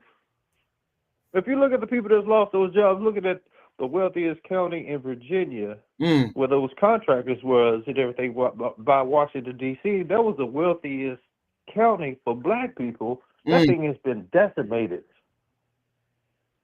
Wow. Decimated. Wow.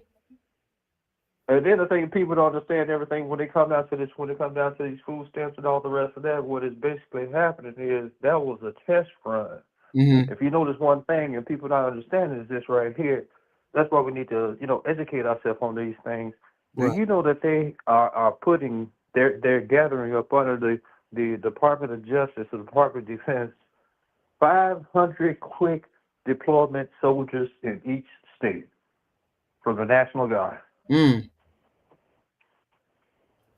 Something is happening around here, and it got. Think about the elections. Think about the elections. Yeah. So when they fix these elections and everything like that, you get in the street and everything like that. What you think this is? This is a coup. Right. Because I'm looking at all the attacks that have occurred all across this world. And did you hear about this? Them building labor camps for the homeless that they're starting to build in Utah, labor camps, which is going to be the test dummy, the crash dummy. labor camps for the homeless. And these things about that troops and everything like that, they say that thing is going to deploy on January 1. That's in 2 months. January 1st, they'll be ready. So And when see, it comes down to these, I'm looking at all the little things all across the board. What's been happening since this administration has been in the food stamp? This threat to the food stamps, is wild. Thank you, Superstar to Death, gifted 5 HQ Reacts memberships. Please use those wisely. Whoever gets those memberships, please use those wisely. Thank you very much. Thank you.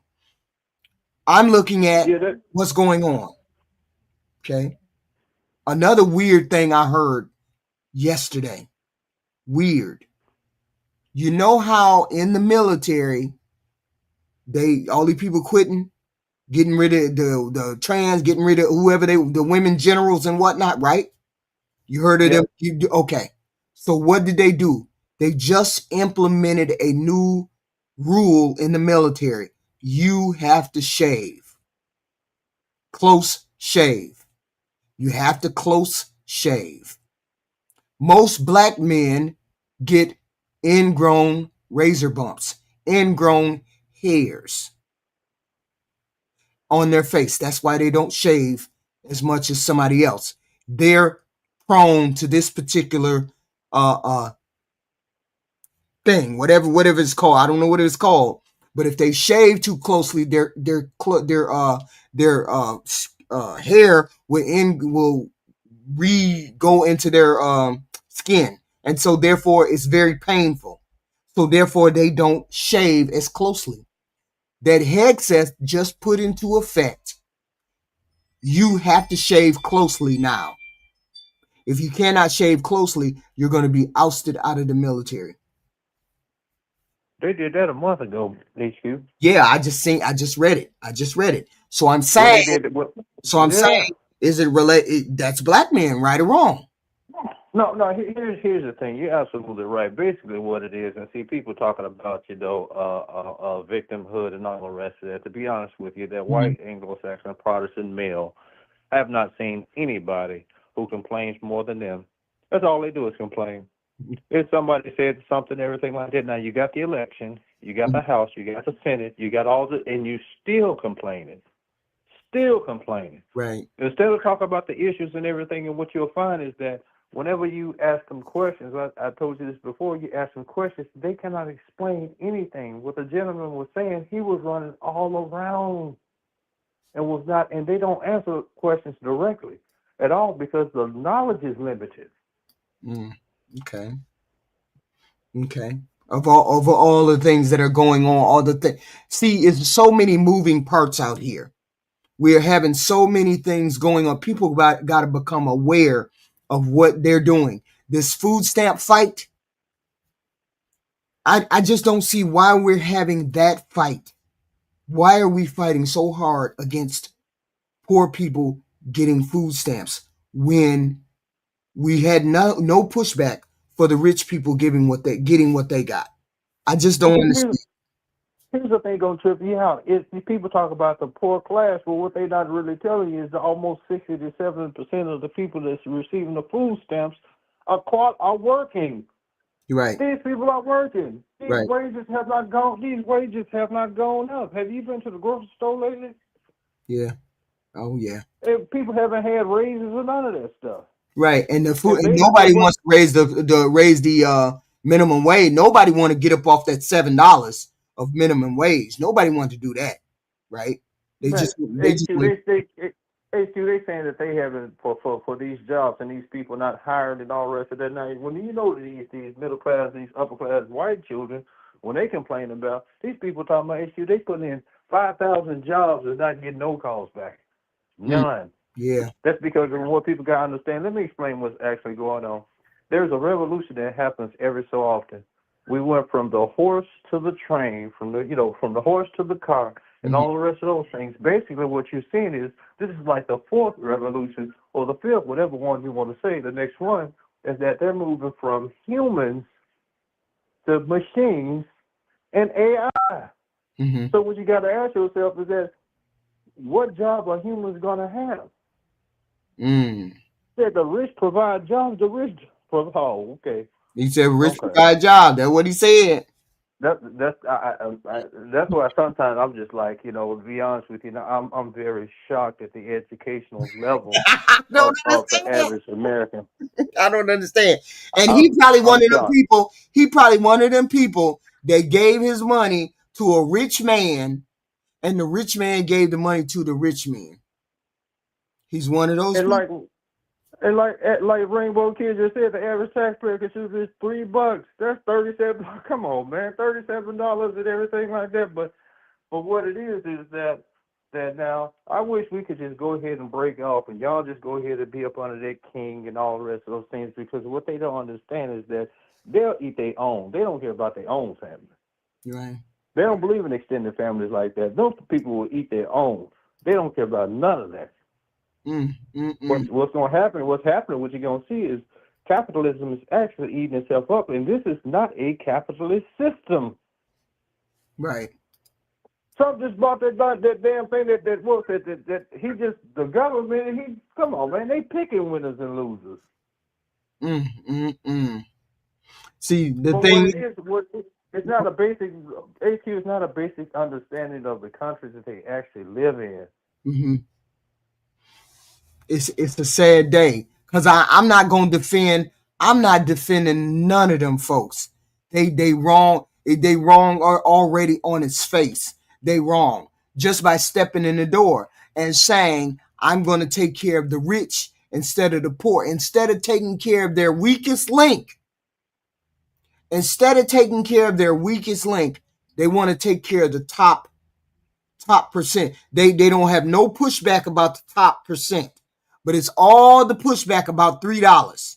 All the pushback, $3. You got all I need you to be accountable. I need you to do X, Y, and Z. I need you to X, Y, and Z. But I don't understand it. I don't understand it. To this guy, Simon, talking about I've never had a what do you call it in my life, 10 years and everything like that. If you have children or grandchildren, let's see what happens. Because the degrees and all the rest of that are useless now. You don't even need a degree no more. They have no need for you. Right. Do you know that 80% of the kids that's graduating can't find jobs? Yeah. That's the problem. And then the student loans, you need to look at what they just did to those student loans as well. They talking about those service industry people and all the rest of that. They cutting that out. It's like I don't even understand. I don't even understand why us poor people haven't looked at this system and said, this shit ain't benefiting us at all. And we need a straight revolution against all of this goofiness right here. The whole point, it has nothing to see, that's the whole thing. If you don't understand that you already have a social contract to pay into the system to help the less fortunate. Okay. The social contract, what it was is he took the first word social and thought it was talking about socializing. Right. No, that's one aspect of it. Right. Everything that you built on, the jobs that you have, the regulations regardless of the business that you're in, that is a social contract. Like I just read to you, the Constitution is the ultimate social contract. Mm-hmm. Your laws, your bylaws, and your clubs, groups, and all the rest of that stuff, fraternities, biker gangs, bikers, and all the rest of that, that's a social contract. Right. Right. And you agree to the handouts. Just in case you need a handout, you agree to help pay into that system. Just in case you need a handout. That's the whole point of the whole point of paying into the system. You don't get a say. You, as a regular human being, regular person, you do not get a say as to what goes on with those $3. And we're going to say $3 for the sake of saying how much you pay into it, okay? Even though I don't think it's that much. It may be that much, but I don't know.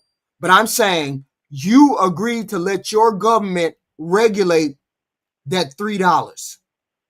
So since you agreed to let them regulate that $3, you don't get to now come back and have a conversation about, well, I don't want my money going to X, Y, and Z. You don't get no say in that. You already had a say in the government doing it. Just like I didn't have a say, and you all giving the billionaires money, you don't have a say giving the poor people money. That's the way And the thing about it is, well, see, here's the thing. You're absolutely right, but see, we got to change that narrative about the poor people. People keep on saying poor people. These people are middle class people. Yeah, but I'm know saying that just to be able to distinguish. I'm just saying it for the distinction. I'm not. I know it's more than poor people. I know it's regular middle-aged people, middle-income people. I understand that, but I'm just saying for expeditious purposes, I'm saying poor. I understand it. I understand. Keep going. Notice one thing. No, I'm not talking to you about that. But what I want you to do is change the narrative, because they keep on talking about the poor as is what they call it. Now look at Simon. See, when I said about Simon, I didn't say anything about his father and everything. His father was a real man. I said his children and his grandchildren. See, this is what they do. They do this to you a lot. They'll change the subject on you and start talking about something other than addressing what we talked about. Yeah, well, I mean, there's always going to be people out there who don't want to help other people. Oh man, you got to pull yourself up by the bootstraps. I ain't paying for no poor people. I ain't taking care of no poor people. You've already agreed to do it. So don't have a conversation about it. You've already agreed to do it. You've already a part of that system where that pays into that $3. You're already agreed to it. You don't get a say.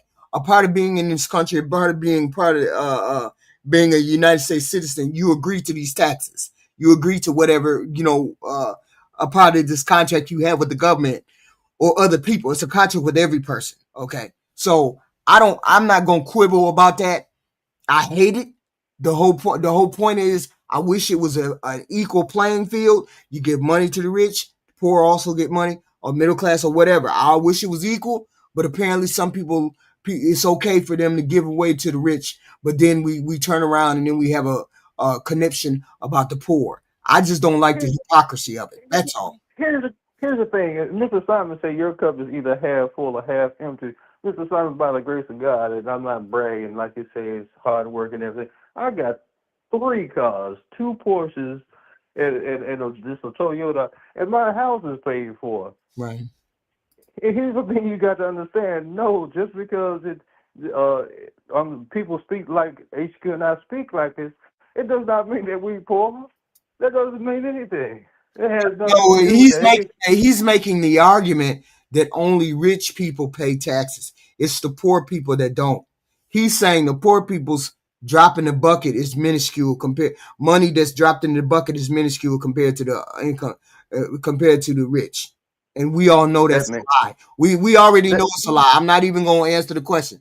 I'm not even going to entertain it, because we already know what he's saying is a lie. So we already know. But here's the thing. Why don't you answer this question? Why don't they look these things up? Why don't you, instead of just talking about what we think and what we believe and what we feel, one of the things, in order for you to become successful in this country, you have to know. It's just like playing Monopoly and not knowing the rules to the game.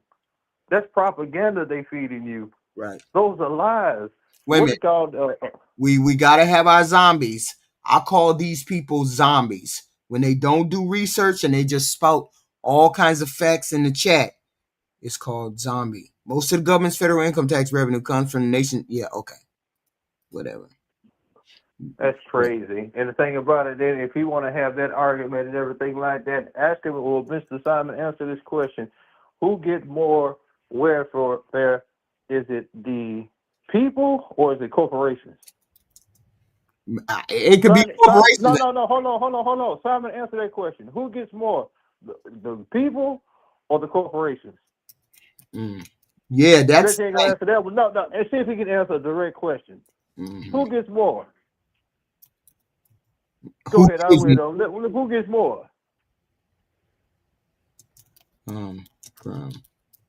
Yeah. This is a question we need him to answer. And see, what I don't understand is that you're saying the erosion of all the norms in a social contract. If you want to speak about that, the social contract, what he's speaking of, and everything is being broken at every turn, at every level. This man just sit up here and desecrated the White House, without even having permission and fired the people to do so. Then they're talking about, well, he's going to pay for it himself. No, he's taking donations. He's taking donations from people so they can influence their legislation, to influence their legislation to get these robots in. Now they got these self-driving cars, these taxis all around. And you know they're talking about if they have an accident and kill somebody, they're trying to say that what is called that you can't even sue. That's correct. It's gonna be. I'm gonna be honest with you. It's not enough of us, HQ. Yeah. I just hate to tell you, it's not gonna be. This not gonna end well at all. I just hate to tell you. Your polar heart. You just have so much optimism, bless you, and everything like that. But it ain't gonna turn out good, man. See, it's the thing. The thing is, we have an imbalance in this country. We just have an imbalance in which people say, okay, I get it. As a collective, maybe the rich pay, I don't think they pay more. I don't think they pay, maybe the companies pay more. Do they personally pay more money? I don't know how that go. I don't know how that goes at all. At all. It's kind of tricky if you take it and look at it. It's kind of tricky and everything like that. Mm-hmm. What it is we contribute more out of our own personal than they actually do. Now look, I asked Simon a question. Look at pull up what he just put up there. He didn't even answer the question. Government grants help businesses which provide jobs. The poor get help too. Well, did you know that the SBA? Do you know that the SBA, the Small Business Association, have you seen the cuts that they have made to that? You said what? The Small Business Association, Mr. Simon, pull up the cuts they have made to that program. They've taken billions away from there. Oh, see, what I don't understand is this right here. I don't agree with all the things that the Democrats do and all the rest of those things, but you got to look at it from this standpoint, from right here. Which party takes away benefits from people? Name me one policy that the Democrats have taken away from the people. Right. Name me what you call from the Republican Party. They're taking away your voting rights right now. Taking away your voting rights, your Medicaid, your medical, some food, or trying to take away the food stamp, trying to take away the Section 8. Yes, that's the biggest portion of the budget. I get it. But to the rest of them and everything like that, I want them to call in next week when they get that that new projection on that health insurance.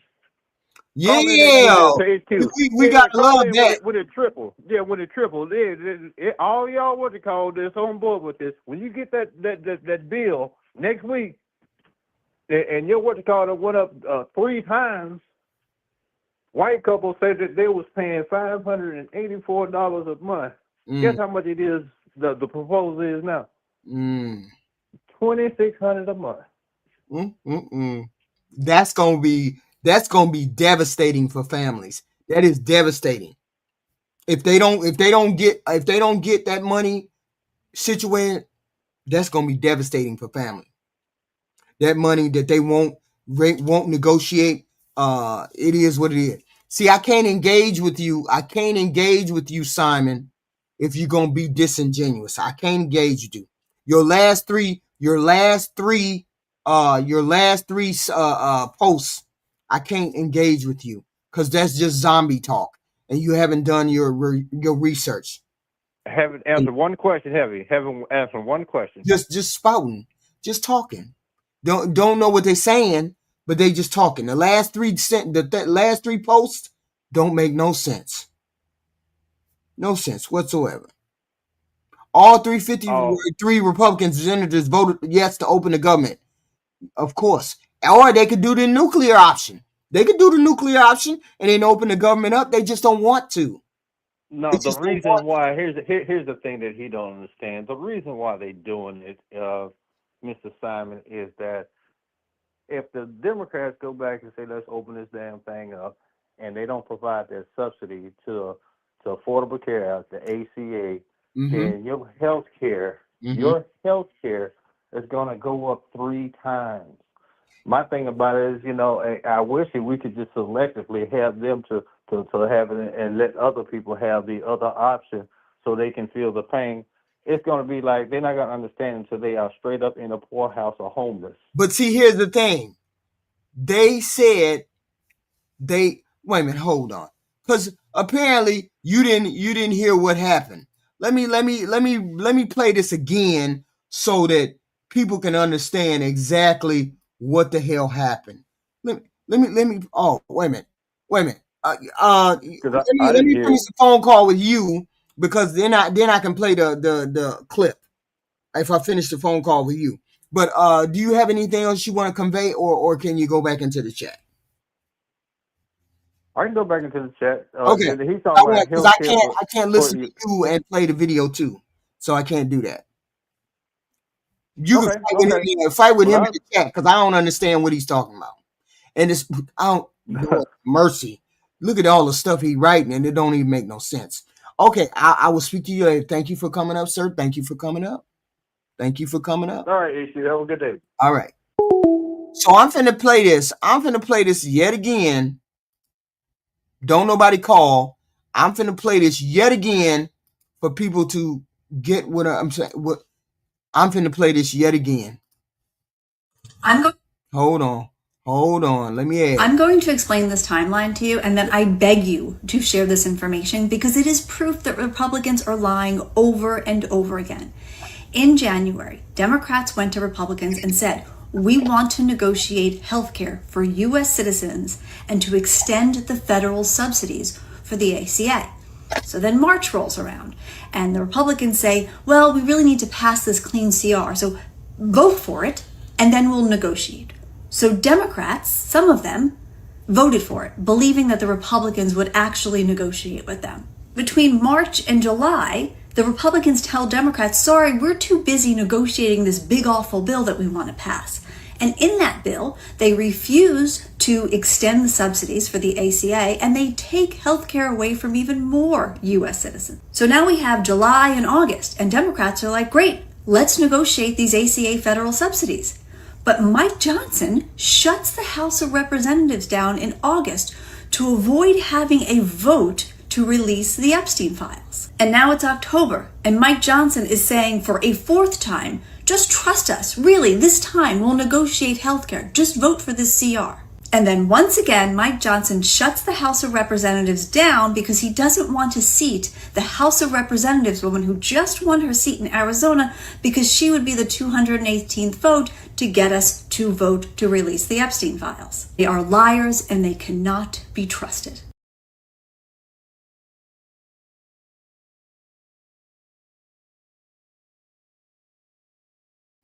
Here's the thing. All of this stuff is provable. All of this stuff is documented. So Simon is just a zombie. All of this has been proven.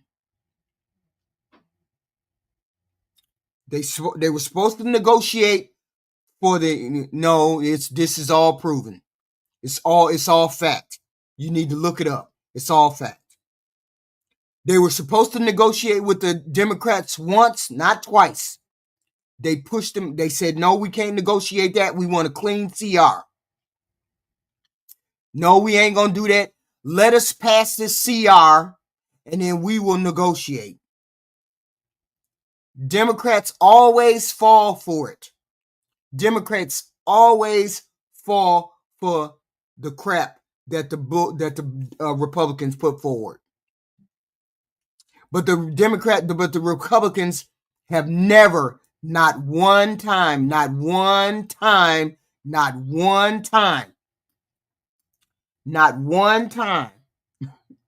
have they voted for anything to do with medical, Medicaid, Medicare, nothing. Not one time have they negotiated with anybody regarding Medicaid, Medicare, or anything else. They've never voted for it. They have never wanted to vote for it. They have never wanted us to have medical insurance. They've never once wanted us to have anything. So the Democrats already know that when the Republicans say, hey, we'll talk to you later about it, we'll negotiate later, the Democrats already know that the Republicans are lying. They already know that the Republicans are lying. That's why they said, no. We already know you're lying. We already know you're not going to negotiate with us. You're going to get us to cave in this deal, in this ceiling deal, government shutdown deal, and then we're going to go back to fighting with you about healthcare, and you guys ain't going to want to do nothing about healthcare. We already know. That's why they're making the stand now, because they already know the Republicans are not fair brokers, not honest brokers. That's why I know, Simon, you're a zombie, because you don't know what you're talking about. Let me explain it to you. Let me put this in the chat. PRWORA 109. No, I'm sorry. 104-193.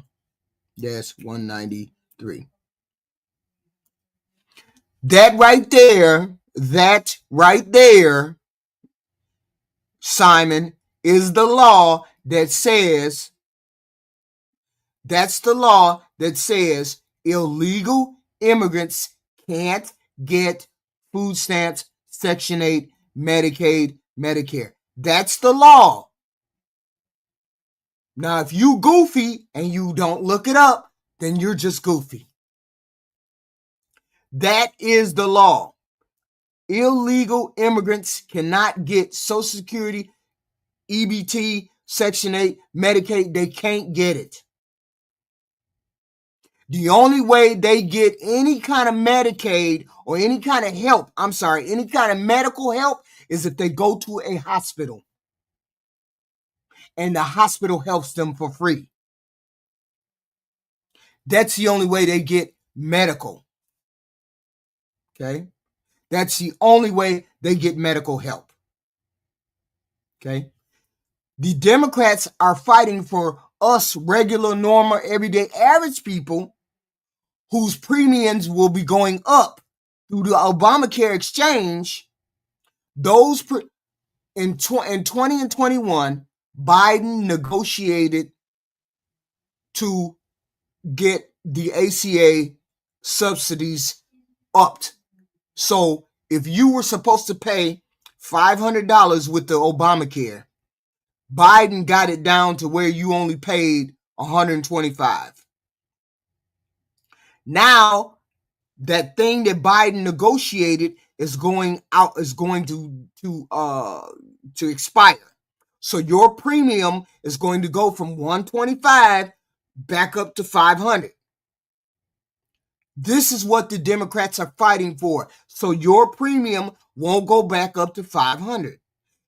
They want the same subsidies that Biden put into place in 2021. They want those same subsidies to be there. That's what they're fighting for. And you notice, how people listen to the news, because they're still spouting the same talking points that the Republicans are spouting, and the Republicans are lying.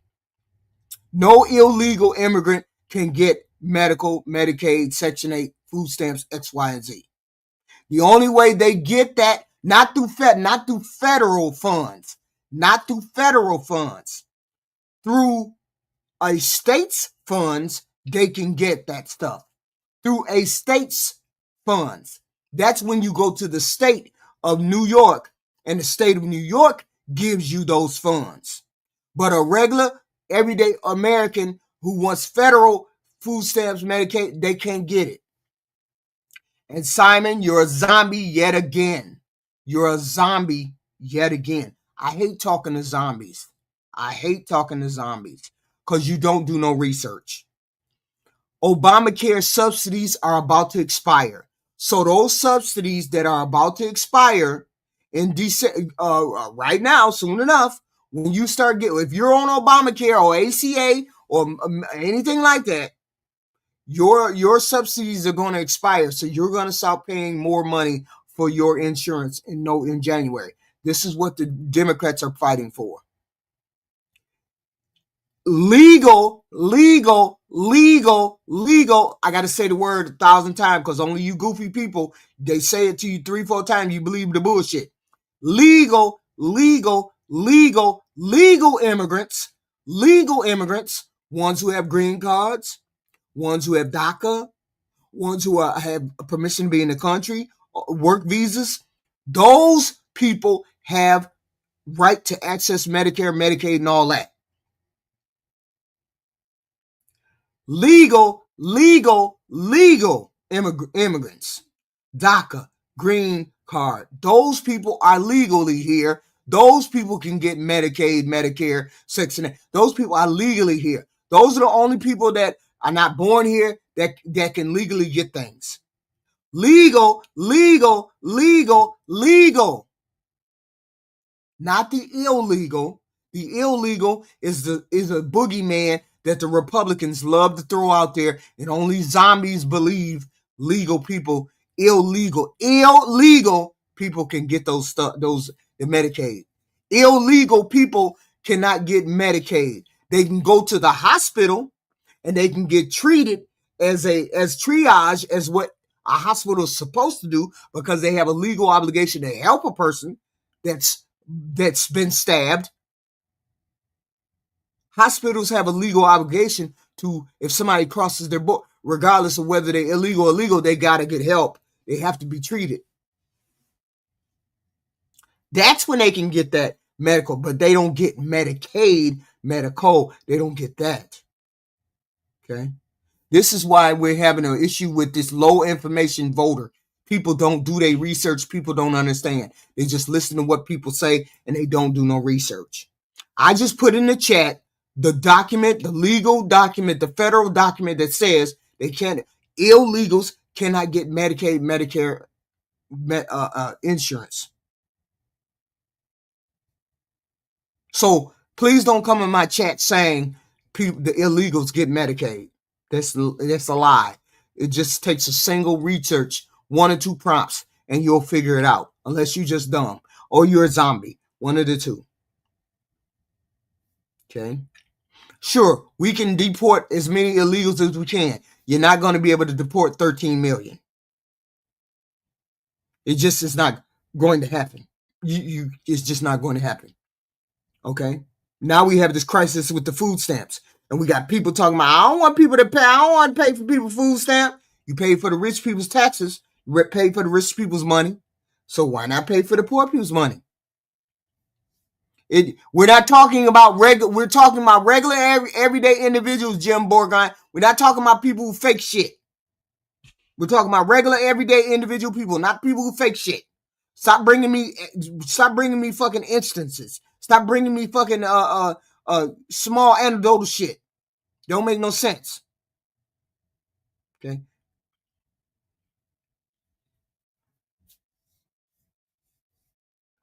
There was 12 minutes. How long was Bill Clinton president? 8 years? I don't fucking know. I don't know fucking shit about Bill Clinton. Why the fuck are we talking about Bill Clinton? We ain't talking about Bill Clinton. What the fuck are you talking about? I didn't say anything about no deportation. I never said anything about deportation. Wait a minute. Why are we talking about deportations? You just say you're a zombie. Stop putting stuff in the chat, Simon. Please get out of my chat if you're not going to do any kind of research. Okay? Please, if you're not going to do no research. So, this is where we're at. People bitching about food stamps. There's nothing wrong with people getting food stamps. We all pay into it. We're all supposed to do what we got to do. We're all part of the social contract. Long as you're a part of the social contract, you shouldn't have a problem with doing what needs to be done. Okay? You already paid $3 towards it. You agreed to that. You agreed to let the government do that. So just deal with it. We gave money to the rich people. We gave money to the rich. Fulfill your obligation with this social contract. That's all I'm saying. As to helping the poor. Just do your social, just do it. You know, nobody's arguing about X, Y, and Z. Okay. Nobody's arguing about where this little X, Y, and Z money went to. Nobody's arguing about that. You all want to argue about that. I don't want to argue about that. I don't care. We gave money to the rich. Okay, ain't nothing we can do about that. And that's the problem. When you come around and you tell people that they too lazy to do what they got to do. But I got some more videos I want to hit the door with. Here we go. Not be overstated how dangerous this is. Focused anger, righteous anger, directed for a just cause is one of the most important agents of change in human history. And we are going to channel all of the anger that we have over the organized campaign that led to this assassination to uproot and dismantle these terrorist networks. Stephen Miller, the Deputy Chief of Staff of the White House, is justifying anger and angry, violent actions as long as their cause is noble. Stephen Miller goes on to explain that the assassination on Charlie Kirk was orchestrated by far-left terrorist groups. There is zero evidence for this, but it will be used to justify actions against anyone with a dissenting voice. They are using this to suppress and oppress. We need to make our voice be known that we will not accept an authoritative dictatorship that will silence the voices of dissent. Okay, I rarely do 2 reels in a day, but this I saw and it just really made me angry. So let's respond to this. If you look at the legislative text that they gave us, they tried to turn on 2 separate provisions that would give health care benefits to illegal aliens. Number one, if you're an American citizen, you've been to a hospital in the last few years, you probably noticed that wait times are especially large, and very often somebody who's there in the emergency room waiting is an illegal alien, very often a person who can't even speak English. Why do those people get health care benefits at hospitals paid for by American citizens? You cockroach. A, you have to actually provide documentation in order to get Medicaid. B, undocumented migrants don't get Medicaid because they're undocumented. C, how do you, quote unquote, know that the person with the wrong color skin who doesn't speak the right language in the waiting room is undocumented? Oh, maybe because you're a racist piece of... So angry. Like, why are people allowing this crap to come across their social media and they say, yeah, that's what we should be doing. We should be really punishing these undocumenteds. The Republican Party is punishing Americans, poor Americans. And you don't see it. I don't get it. I guess consider yourself updated. Poorly updated. We as white people get so emotional about data. I saw a post the other day that was sharing research that demonstrated that black dads are the most engaged dads in America. And the comment section, quite predictably, blew up with white people just almost enraged by this presentation of research. I saw the same with a post that talked about how white males were the most violent demographic. And then another one that demonstrated how social services like welfare were designed for and overutilized by the white community. I'm left feeling so curious about why we as white people get so defensive when people present research that doesn't show us in a positive light. You think if we were as logical as we say we were, we would just adjust our worldviews and stop promoting misinformation. It's almost as though this data and research presents a version of us that we're deeply uncomfortable with. As though even the most well-meaning of us hold these deep beliefs about our own inherent superiority. So one of the ways you can start by unpacking whiteness is by watching your emotional reaction to information and data that you dislike or find uncomfortable. And you can start this by the next time someone says, hey buddy, what you just said was racist or sexist. Sit with that. Explore what they're communicating to you with curiosity rather than defensiveness. Use the information you receive not as an opportunity to engage in debate and to weaponize data, but to grow through curiosity and openness, and perhaps even vulnerability. I hope this helps. There are 2 groups of people in this country right now. On one side are the people that find joy in the misery of other people. And on the other side are just people that want everyone to be okay. The last couple of months, a lot of people have been telling me that I have fallen for the propaganda. Now, here's the thing, right? The things that I want for other people are basic.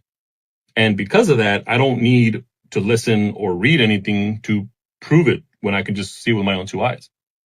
For instance, people saying that groceries are cheaper. You and I can go to the grocery store and we know that they're not cheaper. Or that gasoline is cheaper. Same thing, right? We can see it with our own two eyes. I've had people argue with me that leadership in this country is fit for office and the responsibility that comes with it. But yet, we can all log on to social media, some of us have, and we can see a video that they created where leadership is flying a jet, pouring feces on other people. So, either we have a very different definition of being fit for office, or you can laugh at that and again, find joy in the misery of other people. Even when we come to immigration, right? I've had people say, Andres, so you're okay with your taxes going to fund free healthcare for undocumented immigrants? And there's been a lot of proof that says that that's not true, but let's just say it is. Let's go down. Let's go back memory lane. Let's go back a few years, and let's just say that our taxes was funding it. But yet, all of our basic needs were cheaper. So what you're stating now is that you'd rather pay more for those basic needs as long as other people have less. So again, what side are you on? Because this is the reality. Our taxes are going to continue to be taxed. And unfortunately, you and I don't dictate where those taxes go, because if we did, I think we can all agree that Argentina wouldn't have gotten $40 billion when other people can't afford groceries. So again, if you're okay with paying more so other people have less, that kind of pretty much just says what group you're in.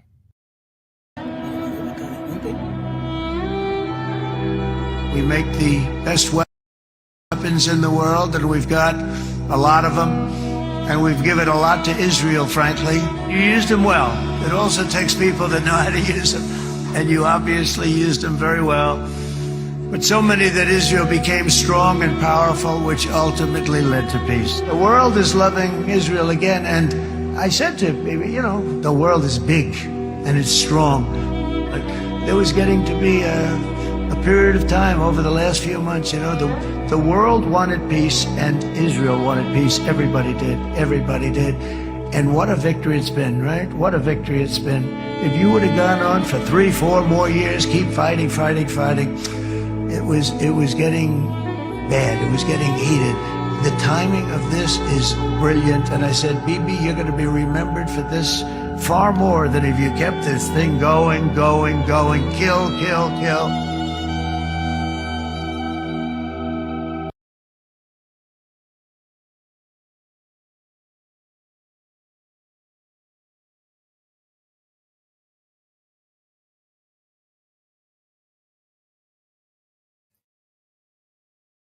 We've always had this rich versus poor.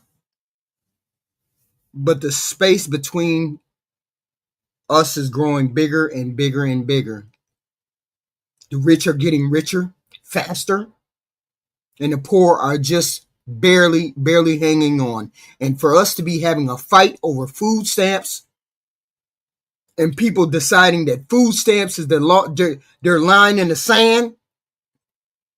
My line in the sand is food stamps, but your line in the sand wasn't giving those rich people, the billionaires, money.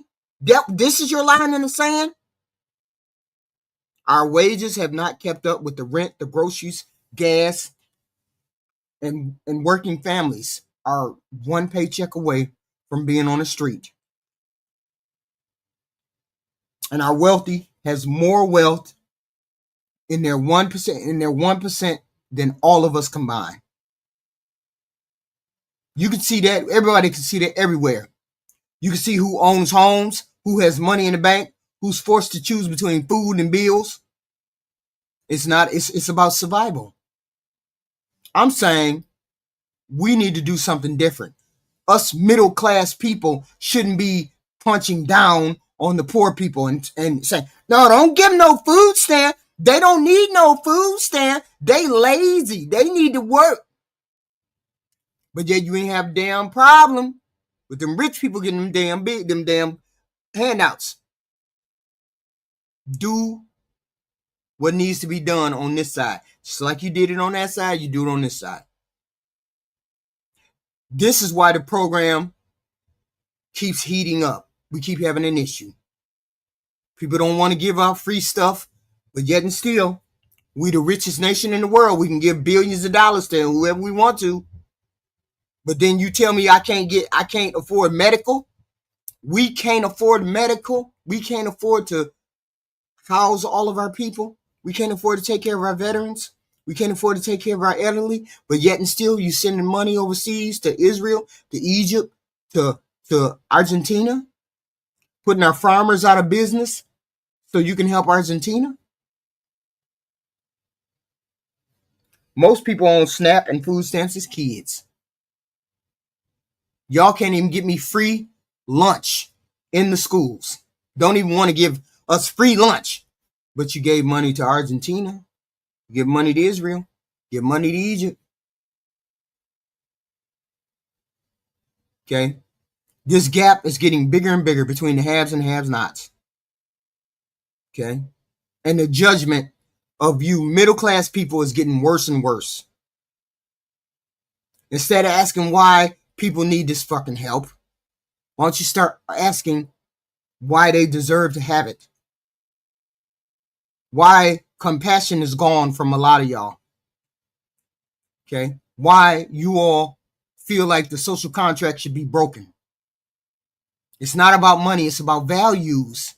When the rich keep pulling away and the poor keep falling behind, we risk losing the sense of community, family that holds this country together. Food stamps, Section 8, housing, healthcare, those aren't luxuries. Apparently, y'all think them as luxuries. Apparently, middle class thinks it's luxury because y'all having a fit. Y'all crashing out on the internet about somebody getting food stamps because bum Keisha over there dancing with her 8 kids. Y'all crashing out. They're a safety net.